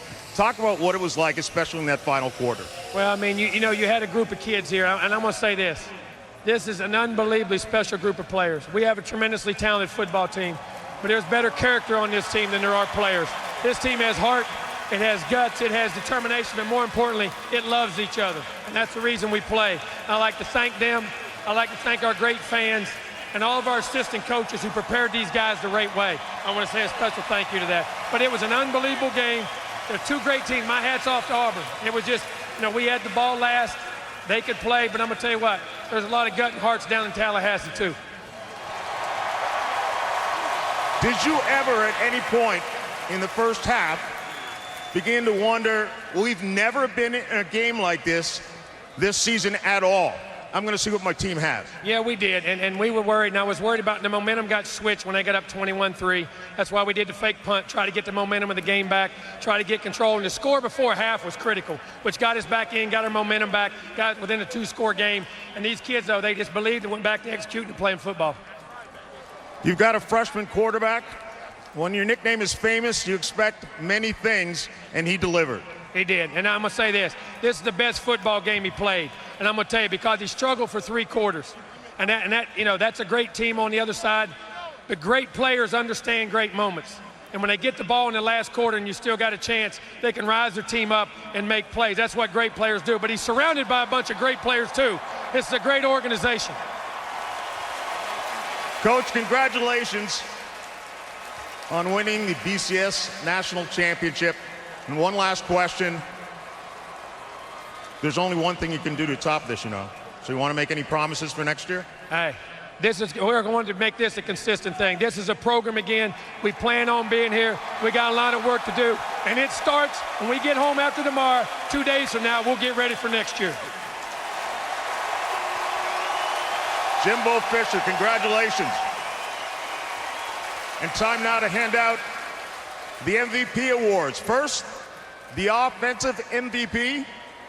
He led the team on an unbelievable drive in the final minute to win the game, Jameis Winston.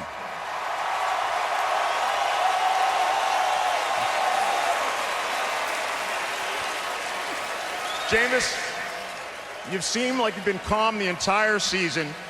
In that final minute 11, you proved it once again. When they took the lead, did you think they're a team of destiny, and now I've got to prove, as you said before the game, that we're a team that delivers? When they took the lead, we took the initiative to show that we deserve to be in this predicament that we were in. We wanted to win, and we had to. And my team got on my back, and we just went the whole way, man. We went the whole way. Did you ever worry in the first half and the first quarter when they were getting to you, putting a lot of pressure on you? Hey, I've never seen this. I didn't see it at all this season. No, because we've been through adversity, and we handled it well. And when they gave us all they got, we handled that well too, and we came up victorious. Tell me where you get the poise, where you get the joy that you have when you play this game of football. Only one person, man. Good God Almighty. That's the only person. And these teams, when you got a team like this, my friend, you can be chill all the time. You can be chill all the time. Jameis Winston.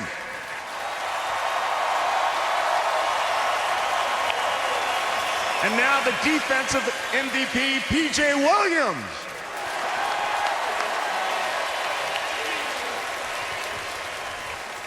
A key interception to help seal this game. Your defense has never seen an offense like that.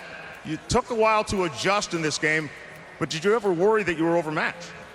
Oh, no, we was never worried that we was overmatched because Coach just say execute what they tell us to do and we'll do good. So all game we just worked hard and played hard, and we knew we was going to come up on top.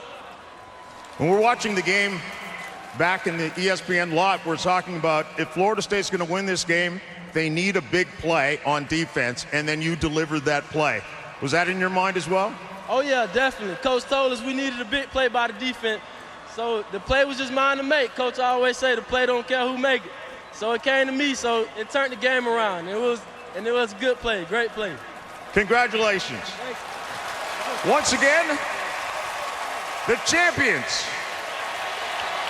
The final BCS championship, the Florida State Seminoles. Brent, back to you. John, thank you very much. And congratulations to the Noles and Jameis Winston, who made a little college football history here tonight.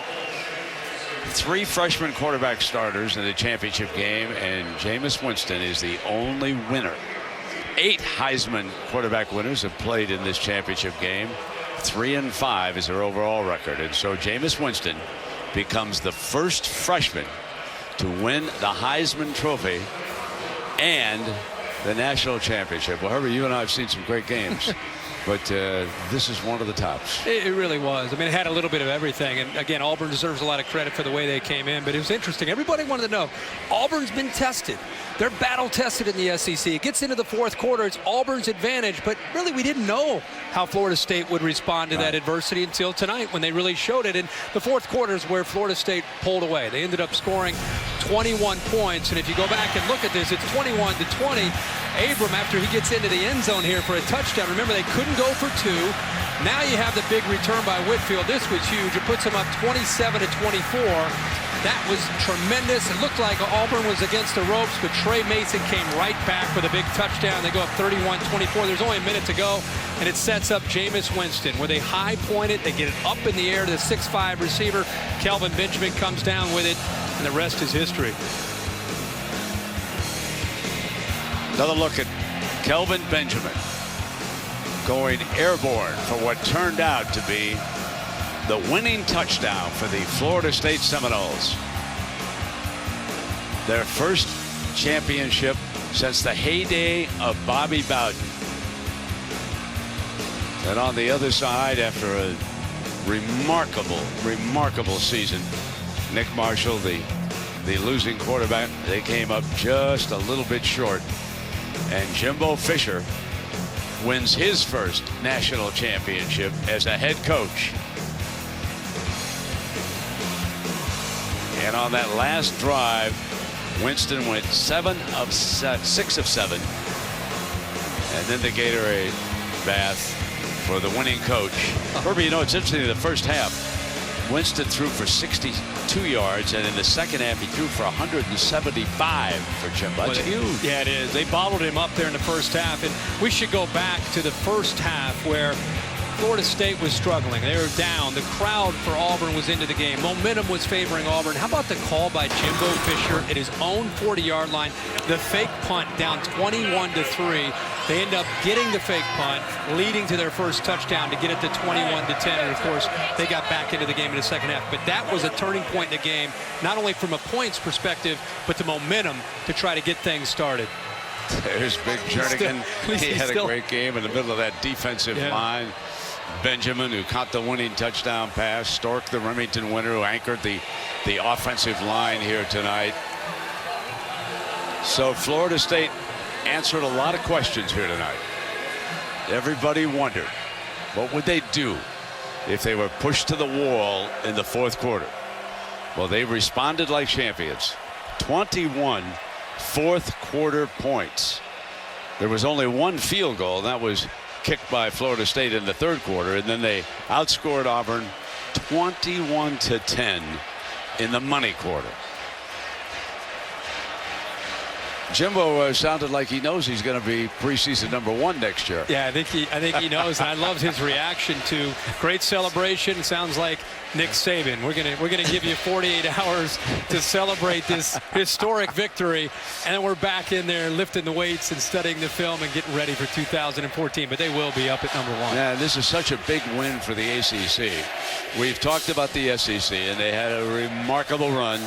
And they will be back, by the way, in the 4-team playoff. There's no question about that. The SEC is not going away anytime soon. No, you're right about that. They're always going to be there. But it was big for Florida State and for the ACC. And for Jimbo Fisher, I think, on a personal level. He has so much respect for Bobby Bowden, the legacy that Bobby Bowden left behind, the 14 years of excellence that Bobby Bowden had. But it was a little bit dicey there when he first took over. There were a lot of former players who were frustrated with the way it went down. He handled it. He kind of weathered the storm. He went out and recruited. He got people to believe in the new direction and the new leadership, and how fitting for him now, just a few years later, he's here at the national championship and he gets his first ring as a head coach. Absolutely. Herbie, we've had great help up here in the booth this year. Our stage manager, JJ, George Hill's done all the stats. Scott Musburger's been the spotter. And you had 2 spotters you rotated. Darren Brown all year, and Jared Zwick stepped up tonight. Absolutely. So thanks to one and all, our great cameramen, our producer, Bill Manell, director, Derek Mobley. It was a pleasure to be with you guys all season long. What a win by Florida State.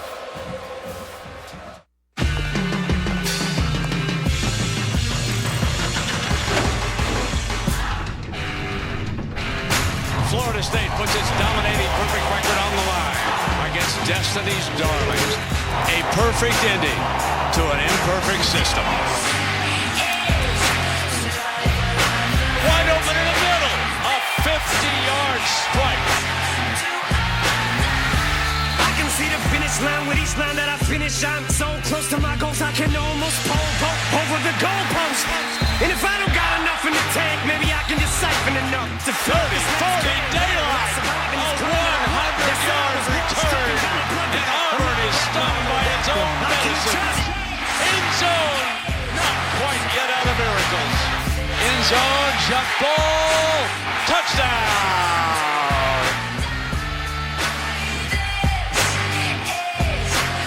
Florida State rules the BCS.